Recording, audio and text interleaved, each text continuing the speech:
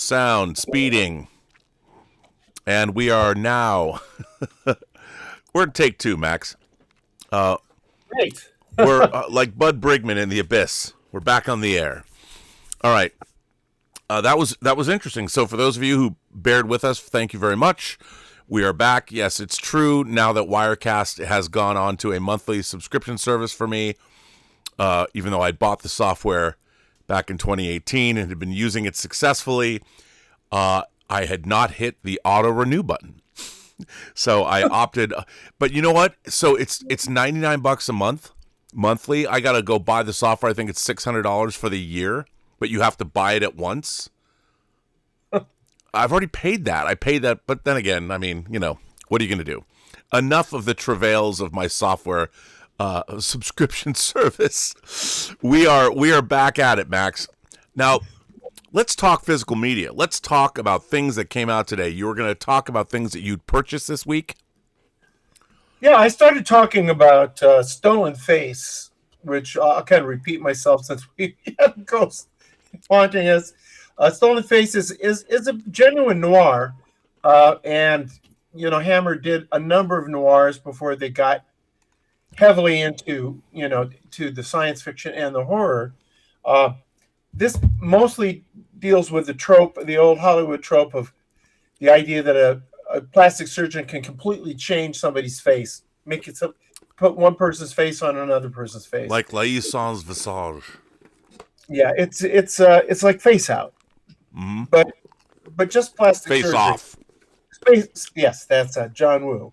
But anyway, the movie is about Paul Henry, is the star, and Elizabeth Scott is the co-star. Two actors better known for Hollywood work who were brought in by Hammer as they were wont to do at this venture. Henry is a plastic surgeon, very idealistic, very positive character. He helps, you know, people that have bad wounds or children who've had accidents, and he particularly goes to prisons and helps, tries to help anyone who's going to be released who has some kind of physical malformity or accident that happened to them, to give them a better start when they go back into society. Of course, the flaw in the thinking is that the face being changed will change the underlying person. At any rate, he has a brief affair with a woman. They both end up at the same, I think they're kind of snowbound or something, and they end up at the same lodge, and they have that kind of romance, and they fall deeply in love. And they're there for long enough for it to kind of sink in, shall we say. And he thinks something long-term is going to happen when they go back to London. He can't first he can't get a hold of her. Then when he does get a hold of her, she just says, you know, I've got a fiance. We're going to be married. And I loved you. It was great. I have to move on. And he's devastated. It affects him. It affects his work. It affects his state of mind. And what he does is, in one of the prison operations that he does on a particularly sort of sociopathic gal, he puts on Elizabeth Scott's face onto this woman. I mean, shapes her face, and so he's got a replica of the woman he loves, but underneath it's this hardened criminal. And let's just say fun and games do not ensue. It becomes, and it's gradual. At first, she's very grateful to him, and then, you know, then he takes her to the opera, and she doesn't dig the opera so much, and she takes him to like a sleazy joint, and he doesn't like the sleazy joint too much. So they're not a super good fit. Things go real south, and I won't go into any more plot, but it's pretty fascinating. Strangely, it has a happy ending. It's a fairly short movie. I think it's like 72 minutes or something, as a lot of these Hammer Bs are kind of short. But it's one of the best of the Hammer B movies. And it's just a rockin' set. I mean, this double cover, very beautiful. And the stuff inside is great. There's a really good booklet. Isn't the word? Like I hear you sometimes referring to them as books now, Yeah. Rob. But this is a full. I mean, this is the full deal. I mean, it's everything you could ever want to know. All of these Hammer boxes on the noir stuff are great. But to be very frank, not all the noirs that Hammer did were great. And I get them all because I'm a nut. Okay, but you don't have to own these unless you're an absolute Hammer addict. But this one is really worth having because Terence Fisher is the director, and of course this prefigures Frankenstein, and so there's some real echoes there. And the other thing that's really interesting to me, one of my very favorite movies in my top 3, and sometimes it floats up to number 1, is Vertigo. Mm-hmm. And now this movie is a 1952 movie. Now, Vertigo, I believe, was 58, something like that, 59.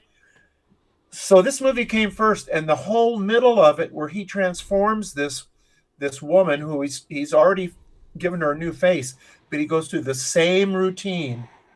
That it's almost suspicious that Hitchcock saw this, because he goes through the same routine of taking her to a fashion place and insisting on what she picks out and trying to make her into the whole thing that happens in Vertigo, where Stewart tries to remake this woman who is played also by Kim Novak.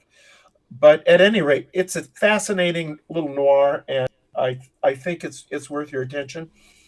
There's some other good ones coming, and they just do fantastic. Do you have any of these, Rob? These Hammer boxes? Yeah, I've got the Quatermass boxes. Yeah, they're Quatermass and Quatermass too. They're the most unbelievable. The packaging on them is really astonishing. I mean, I'm a huge fan of what they're doing, and the transfers are great. I mean, you cannot go wrong with these Hammer boxes. You really can't. One of the writers actually of Stolen Face is the writer of Quatermass Experiment. Mm. And so that's pretty. And also this one guy, I think it's the same writer, did So Dark the Night, which is a Joseph H. Lewis noir, which is really great. He did Tarantula and The Deadly Mantis. These are 2 writers that collaborated, supposedly. There's the third writer. I looked his credits up, and he only had 4 credits, and usually was just getting a story credit. So it was this Martin Berkeley, who did Tarantula, and Richard Landau, who did, Quatermass Experiment and Spaceways, and a lot of really high-end US TV. So, yeah. I really like this, and look at the stuff that you get in this. Now that's a box set. Huh? That is a box. Like you said, it's really, really good. That's the real deal. And what shall I talk about next? Let's just see here. You're like Tote in Raiders of the Lost Ark. What shall we talk about? Well, let's go to another Hammer, but let's go to like the more traditional Hammer. Let's go to Scars of Dracula. Ooh, Scars of Dracula. Coming to us from a different company. This is the Studio Canal version, right? Yes, I think Kino has this on a 4K as well. Is that right? Yeah. And it's fine. It's the same. It's the same disc basically, but this is another one of these boxes. And can I tell you how cool my son is? My son Nathan. You're welcome to do so, sir. He got me for Christmas the Scars of Dracula box set and the Horror of Frankenstein box set. Now, I don't think kids come cooler than that. No, I think you are correct about that. So Barb is not the only lucky acquisition in my life. Again, don't ever use the word acquisition in regards to having a wife or a girlfriend on this show, because I'll get canceled. So okay, well I'm. So then all your relationships have been pretty much non-transactional. That's right. All of them, non-transactional. I never would transact with anybody. All right, well, here's the box. Oh, no. I don't even want to comment on that. I'm not even going to touch that. Nope. And here's another one of these great booklets, just fabulous. I mean, these are phenomenal. So it depends. If you're a real Hammer collector, this is the one you want to get. If you're just a horror fan and like Hammer, get the Kino Lorber because it's a lot cheaper and it's just as good. And I'm a proponent of the movie first. Absolutely, 100%. But it's an interesting movie because it comes right after The Vampire Lovers, and it's the same director, Roy Ward Baker. Yep. And he did a lot of interesting things, but that means there's a little bit of skin in this, Rob. So I know you're sensitive about that kind of thing. And look, you know what? Vampire Circus just came out, and as they said in extras, you could see everything. I gotta get Vampire Circus. I haven't ordered. Have you? Well, in the 4K, there's an all blue woman, but she's completely naked, and when you saw it on low res, you couldn't tell. But if you watch Vampire Circus, when I saw the Blu-ray version, I was like, oh my God. I can't wait. You're saying there's a difference between naked and completely naked. She's completely naked. And which painted who blue. Who released that? Is that a Hammer box also? It's Imprint. Imprint. I need to get You know what? I actually realized I thought I ordered State of Grace and Vampire Circus together, but apparently I didn't, or something happened because they're not. I was like, Kelvin Wellborn said he got his Vampire Circus. I'm like, well, where's mine? And apparently, for whatever reason, the order for something, I don't know. I've got to figure this one out because I need the 4K State of Grace and I need the 4K Vampire Circus because Vampire Circus is one of my favorite Hammer movies of all. You have excellent taste, young man. Yeah, there you go. Well, Scars of Dracula is a pretty interesting movie. I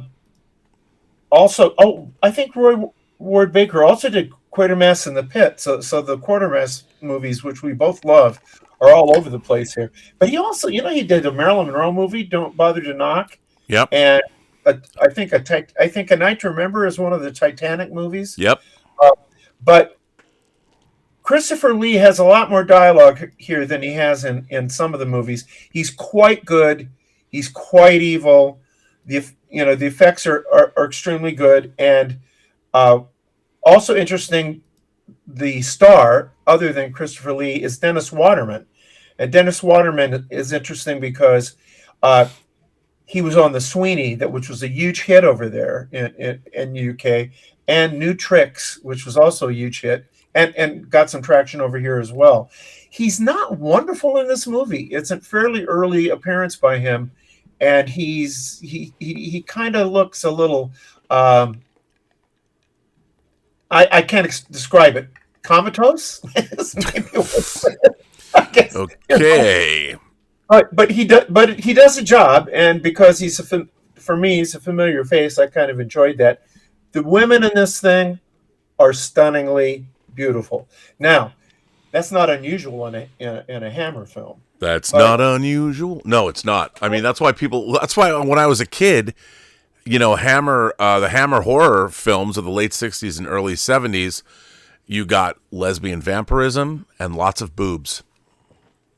You have definitely, low cut dresses. There's you get a lot of barmaids in these movies. Barmaids is exactly yes. Like yes. The Karnstein trilogy of the Vampire Lovers, Twins of Evil, or Vampire Lovers, Lust for a Vampire, and Twins of Evil. That's a trilogy. But Hammer is, I would say, or it's 6. I read somewhere that the budget had been cut at this point. They had lost some of their underwriting that they got from the American movie studios, and so this has like maybe half the budget of some of the previous ones, and you can kind of see it here because there's a limited number of sets, and it's this period where you start to see, the same tavern, the same castle, and they had a very limited number of sets. And they did a lot with it. It's quite imaginatively done. It's a rare movie to me it's rare that it gets better as it goes. I mean, usually you can tell if the movie's kind of weak at the beginning, it's not going to get better. Usually, that's been my experience. This thing builds. It really does. It's kind of not that great at the beginning. There's kind of a Benny Hill sequence that's kind of embarrassing, and you go like, this is going to be a rough ride. But it's one of the best of the, in my opinion, of the Hammer Dracula movies. So I recommend that. Should we go on, or do you want to take over some of your? No. Keep going, because we're going to intersect shortly. Okay. I got this movie, Daylight. I bet you know why I ordered this. I do, but I want to show. So this is you. Is this Cape Light? Is this Turbine from Germany? Yes, it is. Turbine. Yeah, I think this will come out in America because it's really a restoration. In fact, there's an introduction by Rob Cohen, the director, where it sounds like he went in and did some fiddling. He felt like he didn't have the effects he wanted to have on the original release. So this is an upgraded. I think it has CGI in it now. Wow, that's interesting. By the director. I assume this will come out in America eventually. I have to tell you, it looked great. It was a terrific 4K.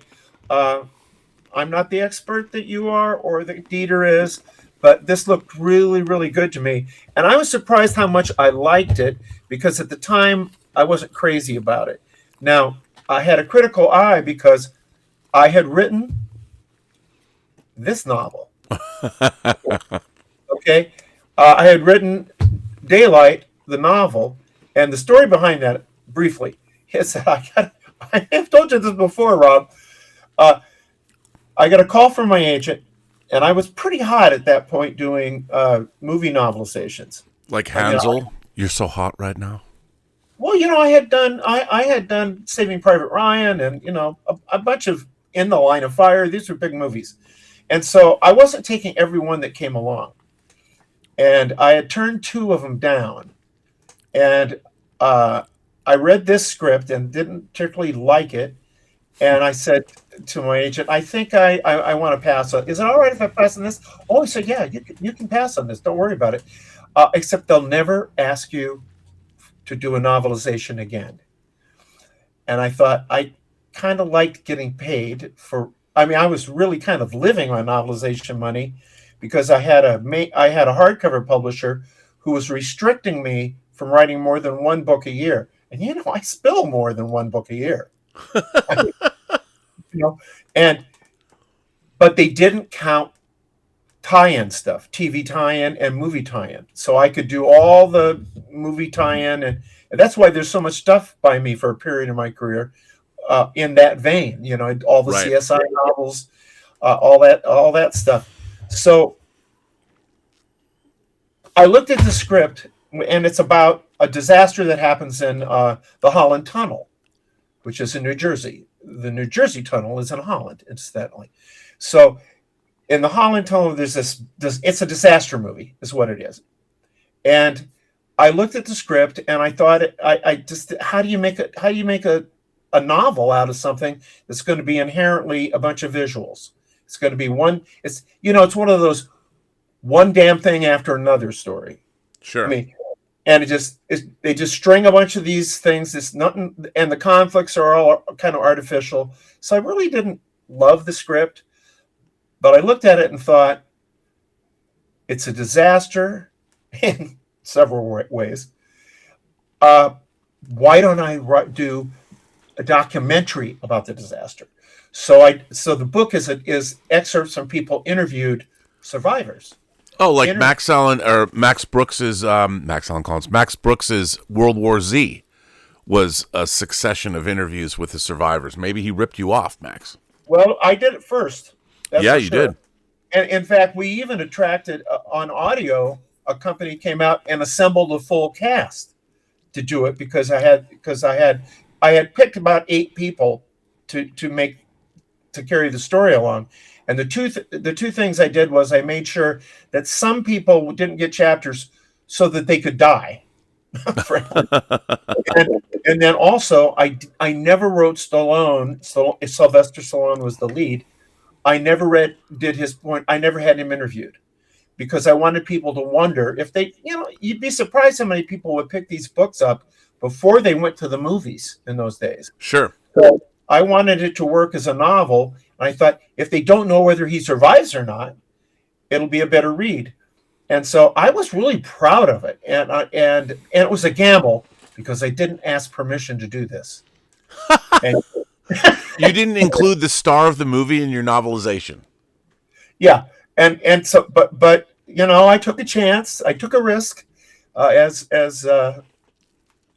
Curb Your Enthusiasm says, as Larry David says, I took a risk, and everybody loved it.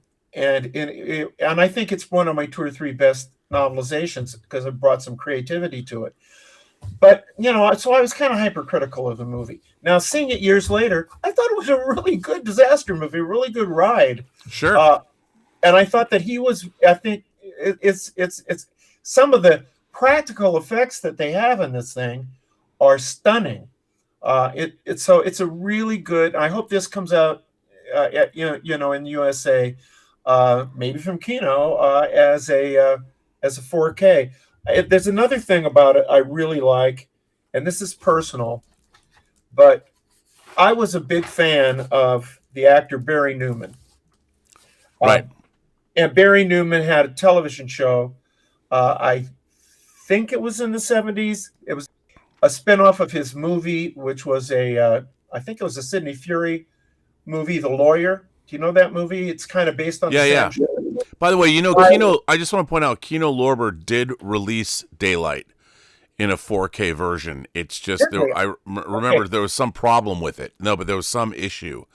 And I don't know what it is. I would imagine they pulled it. I want to say they pulled it from release.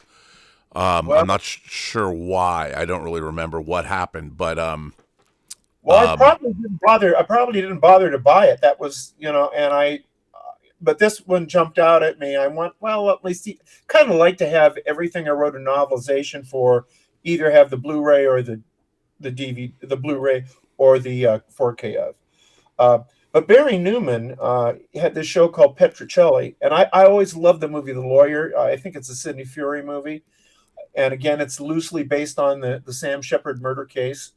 And it was a 2-season show. It was fairly successful, but it only ran 2 seasons. I had a very interesting premise because the premise was always that the lawyer, the defense lawyer at the end which was Petrocelli, would say, this is what could have happened to clear his client. They've got to and it says to the jury, they have to prove to you that it couldn't have happened that way. And he always got his clients off that. And right. So it was a good show. It was a really good show. Always liked him. And then he had a run where he would turn up in really good character parts. Sometimes he played lawyers in these movies. Well, he's in this movie.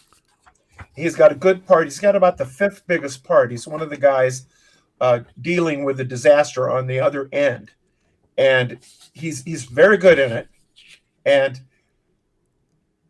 I got approached years later, not a couple years ago. I got approached to do the introduction to a Petrocelli book. Wow! Because I'm a big Bear Manor Media, who do a lot of those kind of things, and I said, well, I'll do it, but I want to talk to Barry Newman.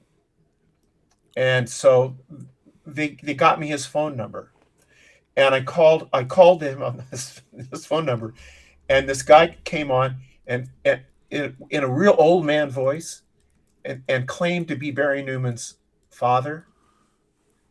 And then after after I told him he would have been like 95. And after I told him who I was and why I was calling and so on, then he said, oh no, it's Barry Newman. Well, he died in 2023. He was 92 years old. Well, so his father would have been, 110, 115. Yeah, he wouldn't have been alive. So I had a nice relationship with him. I talked to him on the phone every now and then and sent him Daylight, the book Daylight. Here's the book of the movie you're in that I wrote. And was just, and I've never done. There's no other star of one. I guess the CSI people got copies of my books, but so that was I'm a movie fan. Come on, and that was just like incredible to me. And the cherry on the sundae is that when the book came out, and it's a pretty good book on, it's like a breakdown of every episode, and it's a good book. But he writes the preface, and he said, and in the preface he praises my introduction over the book. So I don't know if they knew what they were getting into. But anyway, so that's a personal note. But he's very good in that movie, and I liked it a lot, and my wife liked it a lot too. And she remembered that we didn't like it much, but there's a weird thing about when you write a novelization, at least then, and there's not many being done now, but I would get the script before the movie was made, because they would go out to the book publishers, and show them the scripts. Say, these are the movies coming out next year, and do you want a book? And then I would get hired by the book publisher, but then I'd have to deal with the studio on it. So there's a little bit of a roundabout thing. But I never ever saw the movie before I wrote the book. And a lot of times you're writing from an earlier draft. Yeah. So the movie's quite different from the book. And then the other thing is that I learned early on, the movie scripts are what, Rob? 100 pages to 120? Yeah, 190 usually to 120. Yeah, I contractually had to deliver 300 pages. Well, my math skills aren't wonderful, but I know that means I got to add stuff. So I always took liberties, and I learned very early on that they would call it follow the script out, that they say, we want you to follow the script out the door. That means be very faithful to the script. But I wouldn't contradict anything in the script, but I'd add stuff. Like sometimes, how in a movie it'll go from A to like C and just skip B. I would write B, So that was kind of the way that would work.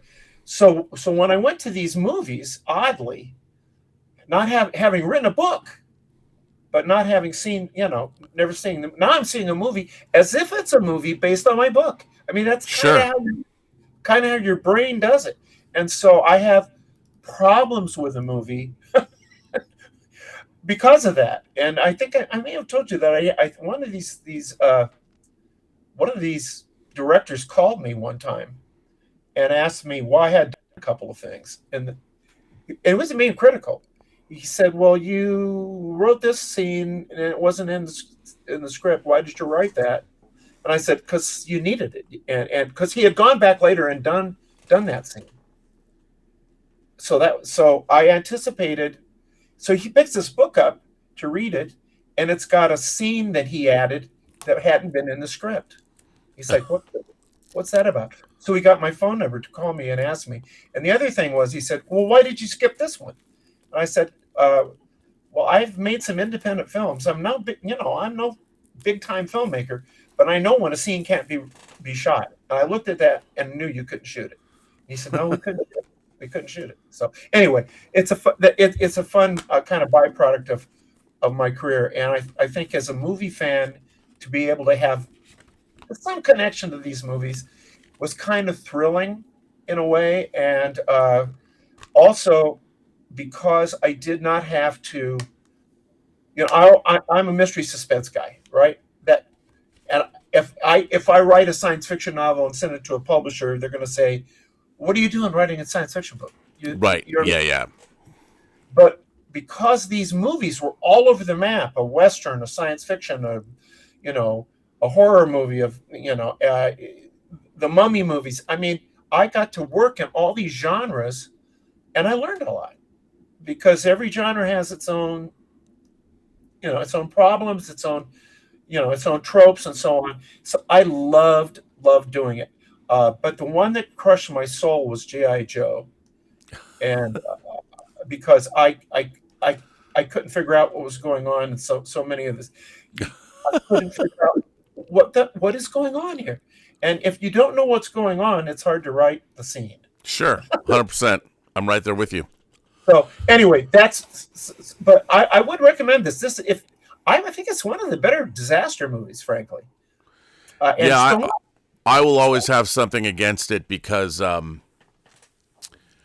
this woman I think the first woman I ever fell in love with in L.A. moved to Europe because the film was shot in Italy to go work on the crew of that movie, and she didn't return.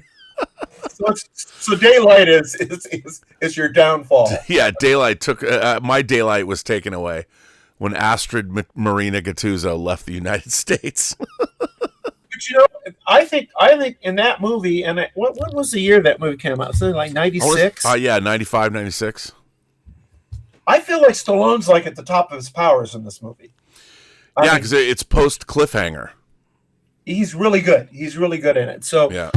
There's that, and then I got a couple more. Well, do one more and do the one we both have because we have to talk about this one. Good. I like Third Window Films. They've put out. Oh, you're going to talk about that? I thought you were going to talk about something else. Oh, you thought I was going to talk something? Go Third Window. Third Window's good. Well, Third Window. Here's just some of the movies they've done that I've loved. They've done some. Now they're really a distributor. They haven't done these movies, but they picked these movies to distribute. I love these time travel movies. These wacky time travel movies they've done. Beyond the Infinite 2 Minutes. Do you know these movies? No. Summertime Machine Blues. These are fabulous movies. River, and the one that's best known is The Girl Who Leapt Through Time. Yeah, I have that, which I love. These movies, and they also did, and these aren't time travel. This is not a time travel movie, but One Cut of the Dead. Yeah, I have that too. If you've been involved with movies at all, I love One Cut of the Dead. I love that, and that was remade in France. It was, and they also did a kind of a sequel called One Cut of the Dead Hollywood Edition or something, right. and it's good too.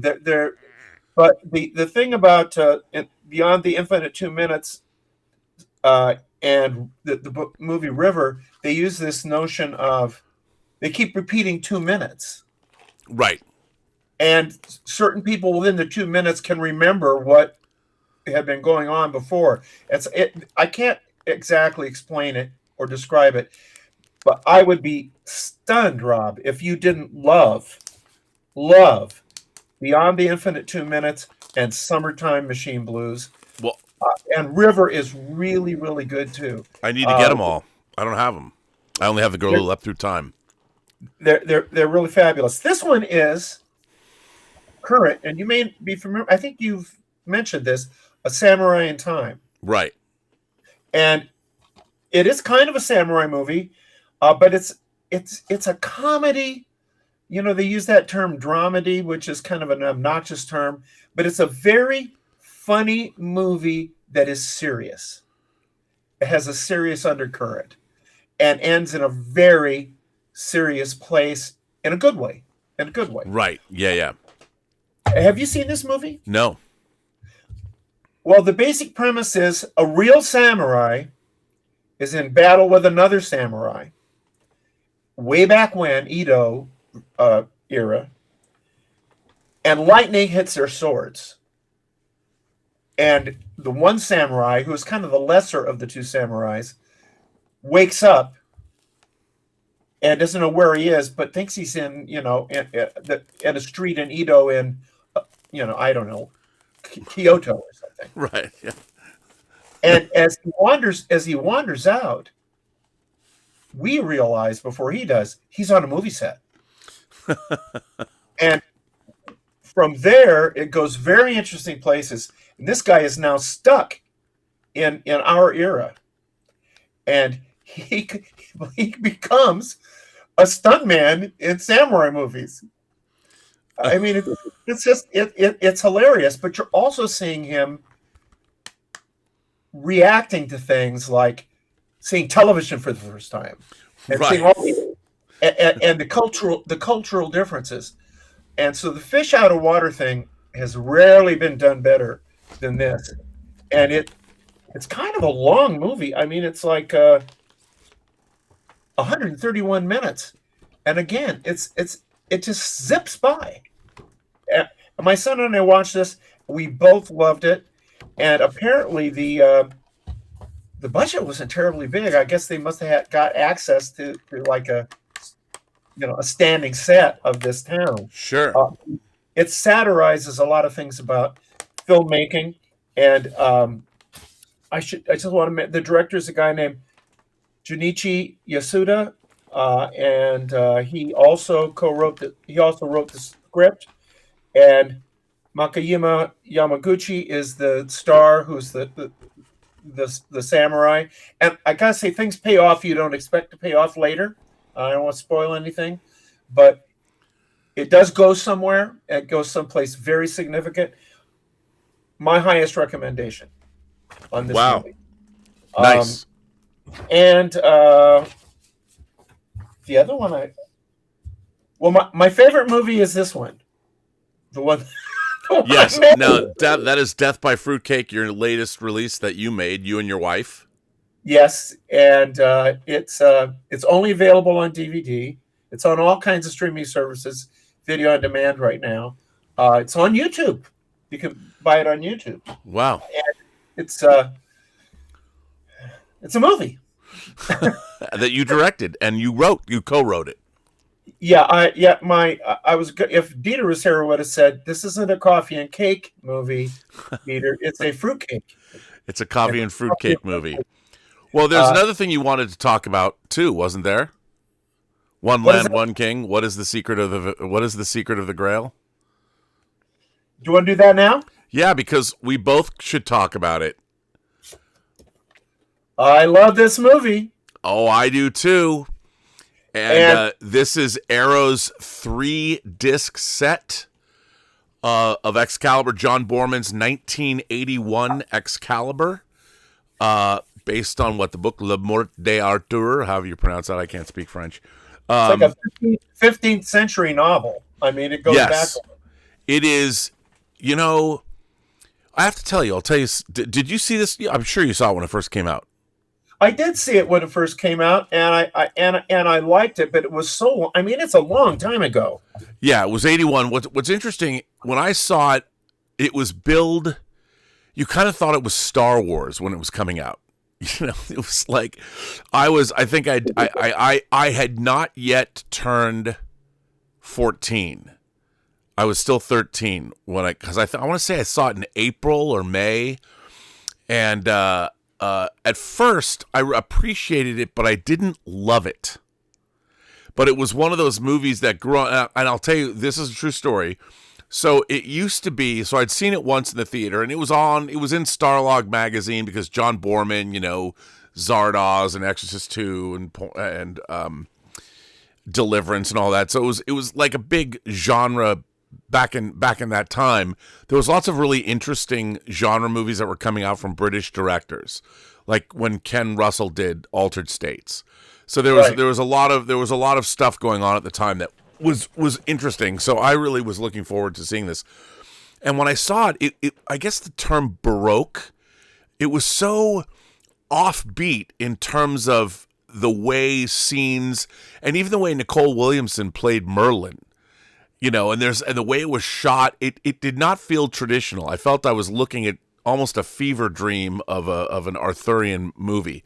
But I saw it a second time because Raiders of the Lost Ark, which when it came out, people forget, nobody knew what Raiders of the Lost Ark was about. It was weird. It's like, I remember thinking, is it Noah's Ark? People are digging in the desert. You knew it was Lucas and Spielberg, but they used to do this a lot.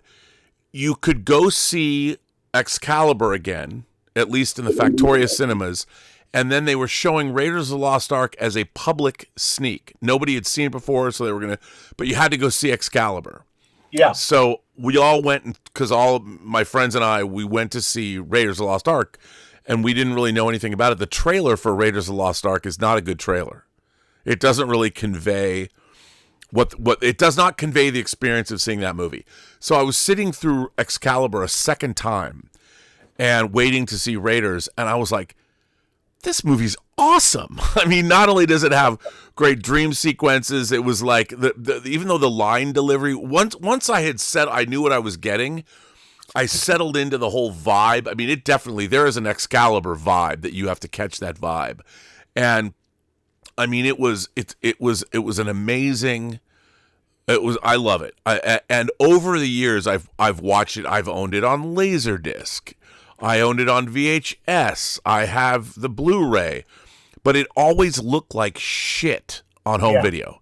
It looked terrible because of the way the film was shot and the filtering, and it just looked awful. And this is one of those movies, when Arrow got it, it's part of their Warner Brothers deal. I think for a lot of people that love Excalibur, and who doesn't, seeing this, the transfer of this movie is astonishing. It's the first time the movie looks way better than it's ever looked before on home video. And you get a lot of people are, man, it's too grainy. It's like, fuck all those people. It looks amazing. It looks amazing. This is another, I mean, what Arrow has done with the Warner and New Line catalog, the titles, whether it was Dark City or In the Mouth of Madness, you know, I even got Under Siege, which is my favorite Steven Seagal movie. Red Planet. I mean, they're killing it with their Warner releases, and this is one of them. You know, Warner Brothers proper from '81. So you can really narrow your favorite Steven Seagal movies to just one. I actually have two. Actually, three. There's Above the Law, which was his first. There's Under Siege, and I love Executive Decision because the way he dies is amazing in that movie. It's mostly a Kurt Russell movie. All right. But so now this package is a 3-disc set, and it comes with 2 different documentaries. Filmmaker Neil Jordan, who made The Crying Game, was actually on set and made a behind-the-scenes documentary while this movie was being shot. You see crew members in Empire Strikes Back parkas because they've been shooting. I mean, it's unbelievable. And then there's another documentary that was made, a fan documentary, and then there's the TV cut of Excalibur. What did you think of this disc, and what do you think of the movie? Well, your reaction was very personal, and mine is too, because when I was in high school, I know I'm not going to go clear back to the log cabin I was born in. But when I was in high school, I played King Arthur in Camelot. Wow. And so I had and that was kind of like maybe the highlight of my high school years. It was the big deal thing. And I always had a thing about King Arthur. So I always went to King Arthur movies. I read, big Prince Valiant fan, Prince Valiant in the days of King Arthur. So I really loved it. And so I went to Excalibur with that attitude, and I liked it very much. But it was just kind of the part of the tapestry of Arthur stuff that I was interested in. And I just remember liking it and my wife liking it. When I saw it this time, I thought, this is a great movie. I mean, yeah, there's something about, you and I both, and Dieter too, like fantasy. We like fantasy movies. And fantasy movies often fall kind of short. I mean, like all the great Harryhausen movies, there's not really a great movie among them. There's great stuff in all of them. You know what I'm talking about? I do. Just a little bit better. This thing captures fantasy in a way I've never seen it done. It captures fantasy. It takes myth. It makes it real. It makes it poetic. It hits about 10 notes at the same fucking time, and I'm just amazed by it. And the way it looks and what he does with really probably not one of the bigger budgets of the era. He does it with lighting. Mm-hmm. He does, I like to have the fog machine license on that set. Right? Yeah, I would just like to carry around that fog machine so everywhere I went, the fog would just follow me. I would always be coming out of the fog. That'd be the greatest thing ever. And also, he doesn't shy away from nudity, and he doesn't shy away from bloodletting. I mean, this movie is hardcore. But it's never gratuitous. No, but it's hardcore. And you know what? It makes a perfect double bill with Conan the Barbarian that came out a year later. Well, you know, even Helen Mirren, who in this era would take her shirt off for any movie, Yeah. you know, she was proud of him, and she should have been. Oh yeah, no. And have you ever seen when Liam Neeson and because Liam Neeson is in this movie, it's an early Liam Neeson's in this movie, Patrick Stewart's in this movie, but Liam Neeson tells a story about how it's very funny. It's on the Graham Norton show, and he's on the show with Helen Mirren, and they dated. They were together for 4 years because of this movie. And he tells this very funny story when he's watching her on set, and she kind of walks over to meet them for the first time. Him and his buddy, it's like his best friend, are both actors on Excalibur. And the way you have to see him say it on the Graham Norton show, but he says, "And we looked at you, and we both said, fuck," you know, because she's so. And it's so funny because Helen Mirren's like, "You never told me that story." Well, I tell you, and she's not the only beautiful woman in that movie. No. Again, it's never gratuitous. It's just like this is where the nudity would be. So there's a weird. It's, you know, to have kind of a documentary feel even at times when it's something this out there. It's a unique experience. Yeah, it's very, very stylized too. Kind of like, I mean, Exorcist 2 was very stylized as well, but Borman doesn't shy away from. You're in these fantasy sequences that are not traditional. They're directed in very strange ways, and really, there's a lot of surrealism in the movie that I love. And a funny story: Gabriel Byrne plays Uther Pendragon at the beginning of the movie, and of course, he wants his rival. They're supposed to be making peace, but he sees his rivals, the other king that he's making peace with. He falls madly in lust with the king's wife. And the king's wife is played by John Borman's daughter. We shoot nude scenes of.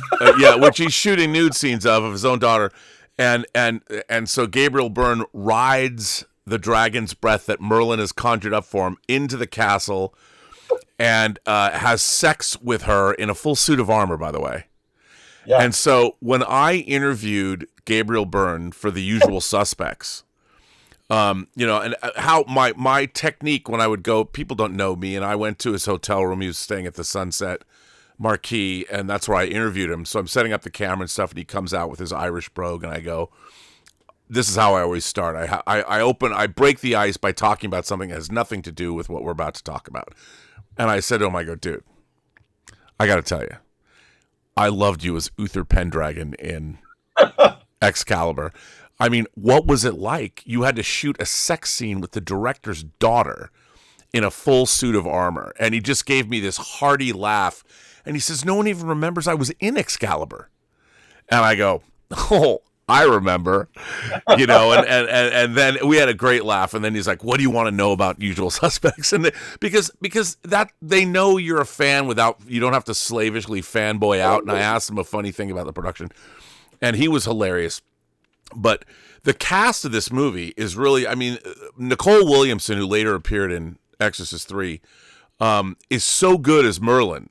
But his line readings are like all over. It's like, what movie is this guy in? Like he's every, you know, the way I love his performance, but he's like, you know, you took his castle, you had slept with his wife. Now no one trusts you. You know, the way he talks is so playful. He is in a way the Greek chorus here. Oh yeah. And if the movie has a problem, and I say if because I don't think it's a problem, but when he disappears from the film for much of the last third of the film, the lack of his presence takes you to a darker place, which is, I think, partly what was intended. Yep. But I missed him and was so glad when he turned back up toward the end, because it's an incredible performance, very Shakespearean, very arch, very bold that he pulled it off. I have to say too, I am an Exorcist 2 apologist. I am too. Even though it's terrible, I love it. Terry Beatty, the mystery artist, and I saw that movie in the theater before it had been recut the first night, and we both thought it was a masterpiece. And ever since then, you know, I'm like, I don't know. Have you seen the documentary about Exorcist 2 that came out last year? Yeah, I bought. I don't know how many versions of that I bought. But I mean, there's a new documentary about John Borman making Exorcist 2. It's a documentary that came out last year. Is it out there by itself, or is Yeah. it on? Yeah, I haven't seen it. I'm dying to see it. I have not seen that. And but also, yeah, I have a connection. I have a bit of a connection to John Borman. His movie Point Blank. yep. I apologize. Everything is, I'm telling you today, is kind of personal. But we don't have DIETER getting in my way. I just gets in my way. It's so annoying. But when I saw Point, I'd been reading all the private eye stuff, all the crime stuff, and trying to get a handle on what I could do that might be a little different. And when I saw Point Blank, which would have been 67, Yeah. and I saw it, I think, like at a drive-in, I thought it was one of the most incredible things I'd ever seen in terms of a crime movie. And then I learned about immediately learned about the Richard Stark Parker novels. And that became a huge influence on my writing and on my career. The first series I did was about this character Nolan, was kind of a take on Parker, the Parker character. Yeah. Called Walker in Point Blank. And by the way, it's about to come out from Criterion. Yeah, right.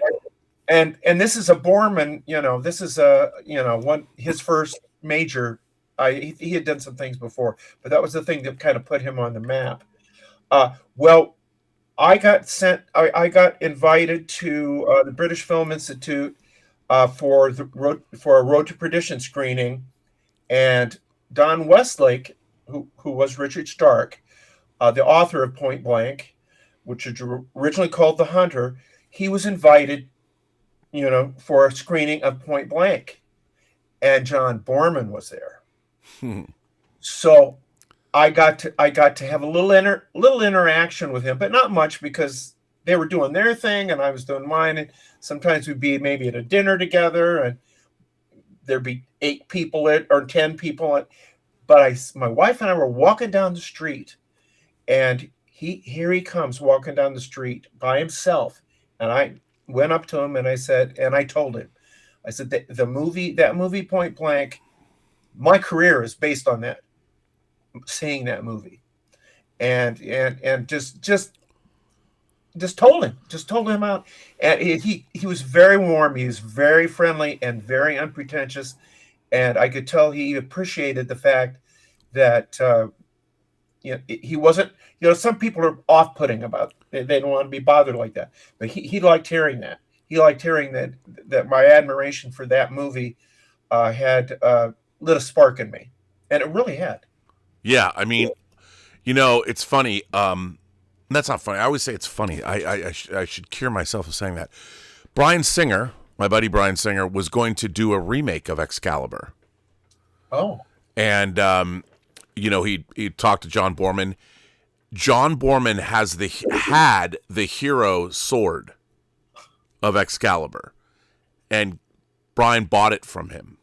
Oh. And John Borman wrote him a letter, like, of authenticity, that this hero sword, and the picture of the hero sword is, I think it's you know what it is? It's the booklet, the Excalibur booklet. And again, the standard, you get the poster, you get another great booklet. Yeah, here's John Borman with the hero Excalibur sword.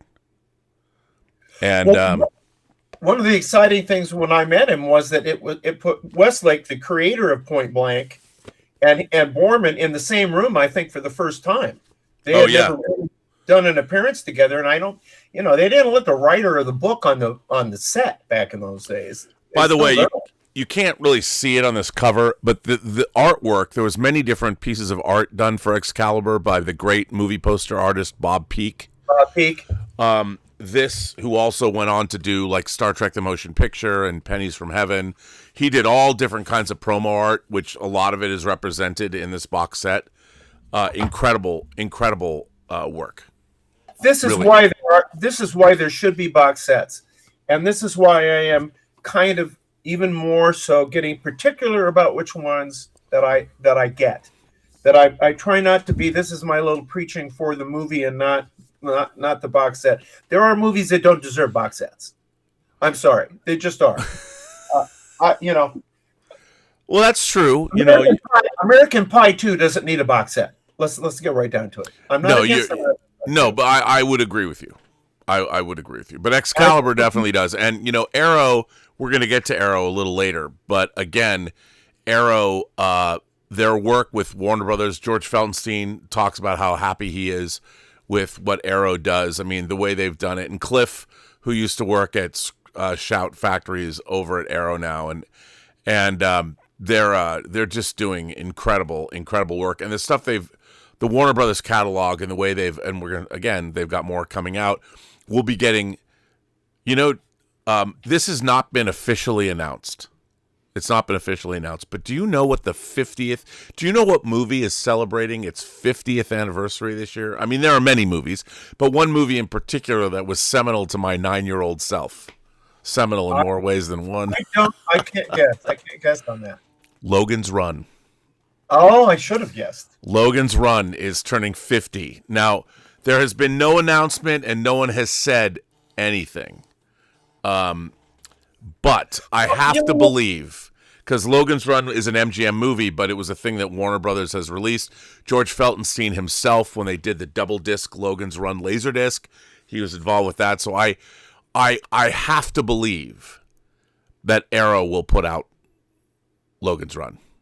Well, let me talk about Warner Archives for a moment, because George Felsenstein is an example, is the guy who knows. He just gets those movies out there. He gets them restored. He puts a nice cover on them, original art from the period. There's no bells and whistles to speak of. He loads stuff onto the discs, like there'd be a cartoon. They're cartoons or shorts or whatever he can find, he'll put on there. But to me, he's like the poster child for the play is the thing. Yeah. And it amazes me the stuff he puts out there.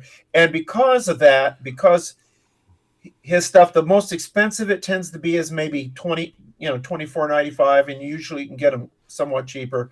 So you can afford to try something that you might just be interested in, and you don't feel like, oh, I wish I hadn't sprung for this, And anyway, hats off to that guy. He's the best, and he's very happy with what Arrow's doing, and Excalibur is a prime example. I mean, if you think about it, it's not just Warner, it's also New Line titles, and what they've done within the Mouth of Madness and Dark City, which are 2 New Line titles, yes. And then everything that they've been putting out, Arrow has just been slaying it. Unbelievable work. And Excalibur, there's a lot of people, especially younger people, that look at Excalibur and they've complained about the grain patterns, and it's like, look, this is what the movie looked like. And it like Die Hard, the first Die Hard never looked good on home video until the 4K, because 4K could replicate the reds and the weird filters, and not weird filters, but the way Jan de Bont shot Die Hard, it never looked great. Excalibur never looked great on home video. It looked terrible. They finally nailed it. I mean, I can't imagine. It looks spectacular on. And if you go back, and Twin Flicks did a really great video comparing the two, the Blu-ray with the 4K. And there's just. Well, following up on something you mentioned earlier, I think it's kind of interesting, significant even. Apparently, this is the first year where sales of physical media, our physical media, has gone up. Yeah. Sales have gone up. Well, 2025, physical media is dropping 20 to 25% a year, and it only dropped 9%, which was a significant gain, really. And I think, look, again, younger people are collecting albums. Vinyl is having this resurgence. The problem, people always equate, well, vinyl came back. Vinyl and movies are two very different things. Vinyl can be pressed. You can't do that with a movie. It's a very different animal. But I think that people, to own movies and to own music is totemic. You want to have a totem of something that represents whatever you like, and having your own. You have a relationship with something that you bought. You open it up and you can look at it, and the Arrow box set, you slide out. The boxes now have O-rings on them and booklets and posters and all of that. That's what people like, because it makes the movie special. And when you have it on your shelf, there's an extra added element of specialness to it. And I think that people are rediscovering that. Because when everything is reduced to a file, every movie has the same size thumbnail online. I hate that. I hate the fact, why does Lawrence of Arabia have the same thumbnail as Night of the Comet? You see him, it's just, even the way it's designed, it's made to flatten out, like every movie is worth, it's just a file. It's just another file. And Are you saying that Gone with the Wind should have more space than a Bowery Boys movie? Yes, I am, and that's the lead of this. The lead we finally, after Ben-Hur and Gone with the Wind were two great big box sets that Warner Brothers had released, and they've released them time and again, whether it's Laserdiscs. I mean, Gone with the Wind had literally a Laserdisc box set that I'm sure George Feltenstein was responsible for when he was at MGM or whatever. And now it's coming out. I mean, it's the lead story in the news section, but Gone with the Wind is finally coming out on 4K. And if it looks anything like the Blu-ray transfer, the transfer of Ben-Hur, it's going to look absolutely spectacular. Have you had a chance to look at the Ben-Hur? Yes. I don't have my copy yet, because I'm waiting to get the Bells and Whistles box set from the UK, but the transfer is unbelievable compared to, and I recently watched the Blu-ray transfer of Ben-Hur, and it's just not great. And they don't seem to me to have messed with it digitally. I don't think they haven't erased lines around. Well, that's another thing about George Feltenstein, is he makes sure those kinds of things don't happen. He is, and that's why, look, I don't think Paramount knows what they have in George Feltenstein, but if they were smart, they better not get rid of Warner Archive, and they better not get rid of that whole physical media realm. But it always comes down to dollars and cents. How do you quantify that? And it's just, how do you quantify our culture? If you're buying Warner Brothers Paramount, part of what you're buying is 100 years of cinematic legacy. It's up to you now to make sure that all of that cinematic legacy is preserved, because that has value, and it always will. So we'll see. Value has a meaning beyond just money, too. Yeah, 100%. Now, I think, so this show doesn't become like it's 5 hours long, I do want to rifle through. I did get a box. I got some stuff this week, in addition to Excalibur, which I got from, I had pre-ordered that at the Barnes & Noble sale. I just wish mine got a little bunged a little bit, the box, which was upsetting, but what can you do? So Kino Lorber sent a box. You got a box from Kino Lorber. I did, but I haven't delved into it yet. Just seen what it is. Well, it's pretty good. It starts out first with two. This is really interesting. So here's a DVD. It's a documentary called She Was Here, and it's the story of Heather O'Rourke, the little girl that was in Poltergeist, who died after Poltergeist 3. So this is a documentary, and Craig T. Nelson, Zach Galligan, Gary Sherman, and Jo Beth Williams. Gary Sherman directed Poltergeist 3. I'm looking forward to seeing this. That came out. And then they sent out All the Names of God. Now, this is a feature film, and it's a Spanish movie. All the Names of God. I don't know much about it, but it's Spanish and it's got terrorists, and I'll watch it. So those are two DVDs that came in the Kino box. DVDs are good. Their DVDs are high quality. Yeah, really, really good. Don't be afraid of them. No, and then a stack of very interesting. Kino's foreign film output's amazing. Little Trouble Girls. I don't know much about this, but it has great. Reviews. I don't know anything about this though. Trouble Little Girls. Let me go full frame on these so you can see them.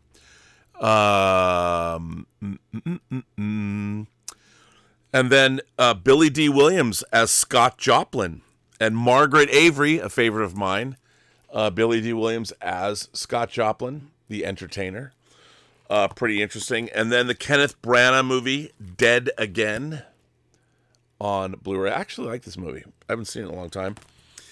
This is a pretty wacky movie, a post-apocalyptic, as they say, outrageous post-nuke adventure. America 3000. I remember when this came out. Is this Kino Cult? I don't know if it is. No, it's not. Just regular MGM release. America 3000. Here's Jack Benny. To Jack Benny. A lot of people don't remember Jack Benny, but Man About Town and Artists and Models. These are two Stone classics on the same disc. And these are from 1937 together. And then they've been releasing all of these Peter Sellers movies individually, but here is the box set. This is all of them collected together like they've been doing, like with Airport. So if you love Peter Sellers, and I do, that's great. The Woody Harrelson, Billy Crudup, and Patricia Arquette film, The High-Low Country, came out. And that's from 1998. And that's kind of neat to have. And then here's a River Phoenix film. I was hoping I would love this movie. It's based on a novel. I want to say that the writer-director of it, he also wrote the novel. A Night in the Life of Jimmy Reardon. It's a teen film, but it's an interesting movie. Meredith Salinger is in this, whose husband, Patton Oswalt, is in True Noir, the assassination of Anton Cermak. So that's cool. Then Kino sent 3 4K discs. Port of Shadows, a genre movie, a noir film. Jean Gabin is in it, and Michael Simon and Michelle Morgan. So that's the 4K. Then, of course, everyone's favorite 4K, or everyone's favorite movie, Somewhere in Time with Christopher Reeve and Jane Seymour, written by Richard Matheson, or based on the story by Richard Matheson. And then the third of the Ilsa movies, Ilsa, the Tigress of Siberia.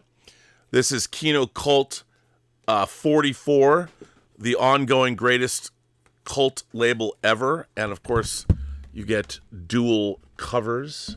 I really like this cover.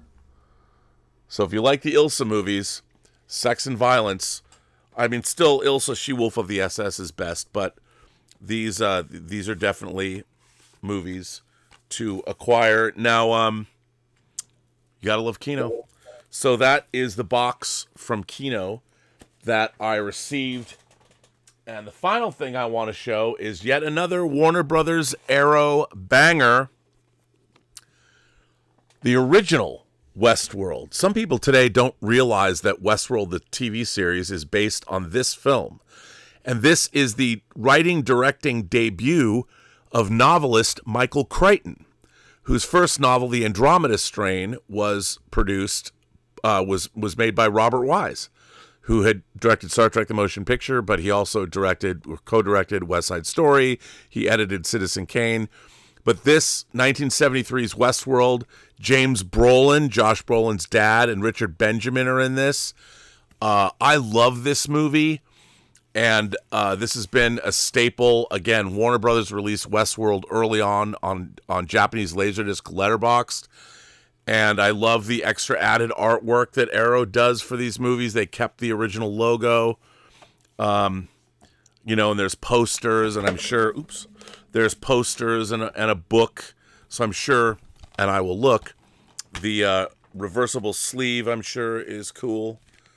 And it is, because I love the original movie poster artwork for Westworld. It also has a great tagline. Man, have we got a vacation for you where nothing can possibly go wrong. Wrong is misspelled. I always love that. And you've got Yul Brynner. And what's genius about this movie is Yul Brynner comes back as the same character that he played in Magnificent Seven. They don't make that. If you know, you know. He's dressed in the same garb, but he's an android. He's a gunfighter, and he will kill you. Again, another example. You've got the poster, and you've got another great book from Arrow. These are always great books to get. A lot of love and care goes into these.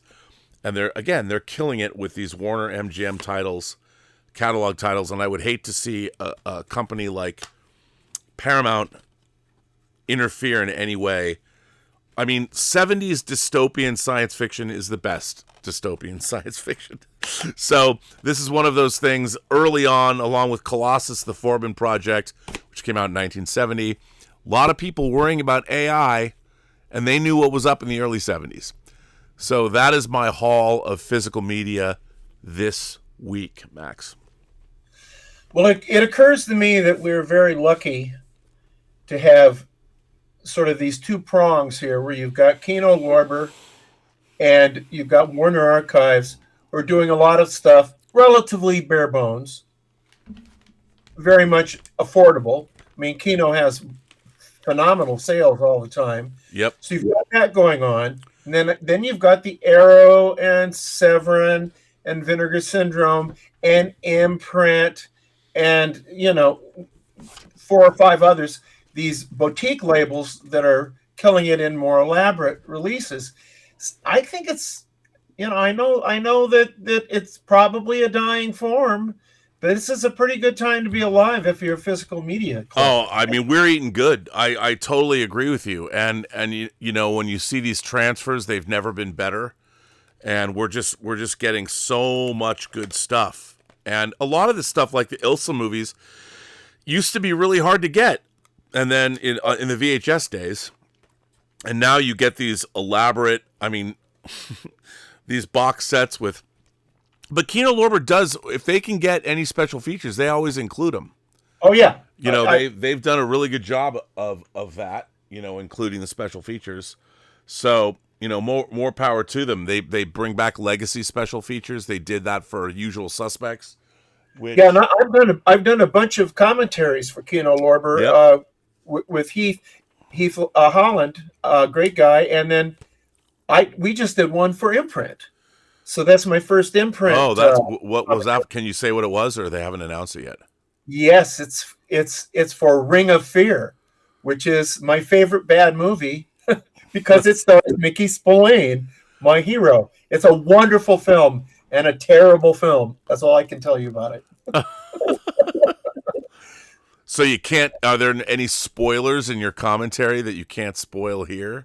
We discussed the fact that Mickey was called in by John Wayne, who was the producer, at the last minute because they didn't have any usable footage after they'd shot for like 4 weeks or 6 weeks, and Mickey pretty much over the weekend wrote a new script for them, and I've actually got the script because Mickey gave it to me, where he wrote 50 pages that they shot, all with him, and then they threw most of the rest of it out, and they shuffled the deck, and they turned it into a movie. But it's one of those CinemaScope movies when CinemaScope had just come out, and the whole deal was seeing that huge frame that wasn't TV. And color that wasn't TV.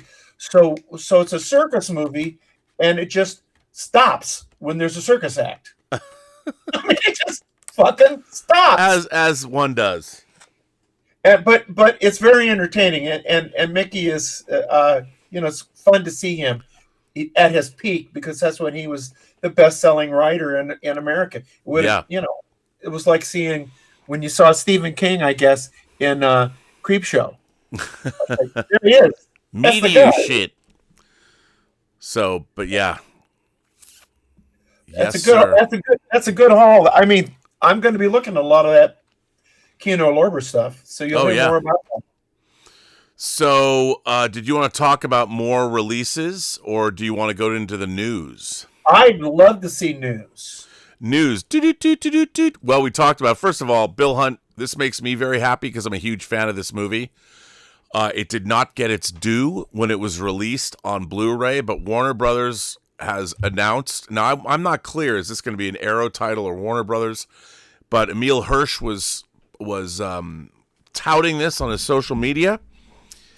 The Wachowskis' Speed Racer is going to finally come out in 4K, and famously, this had a compressed audio.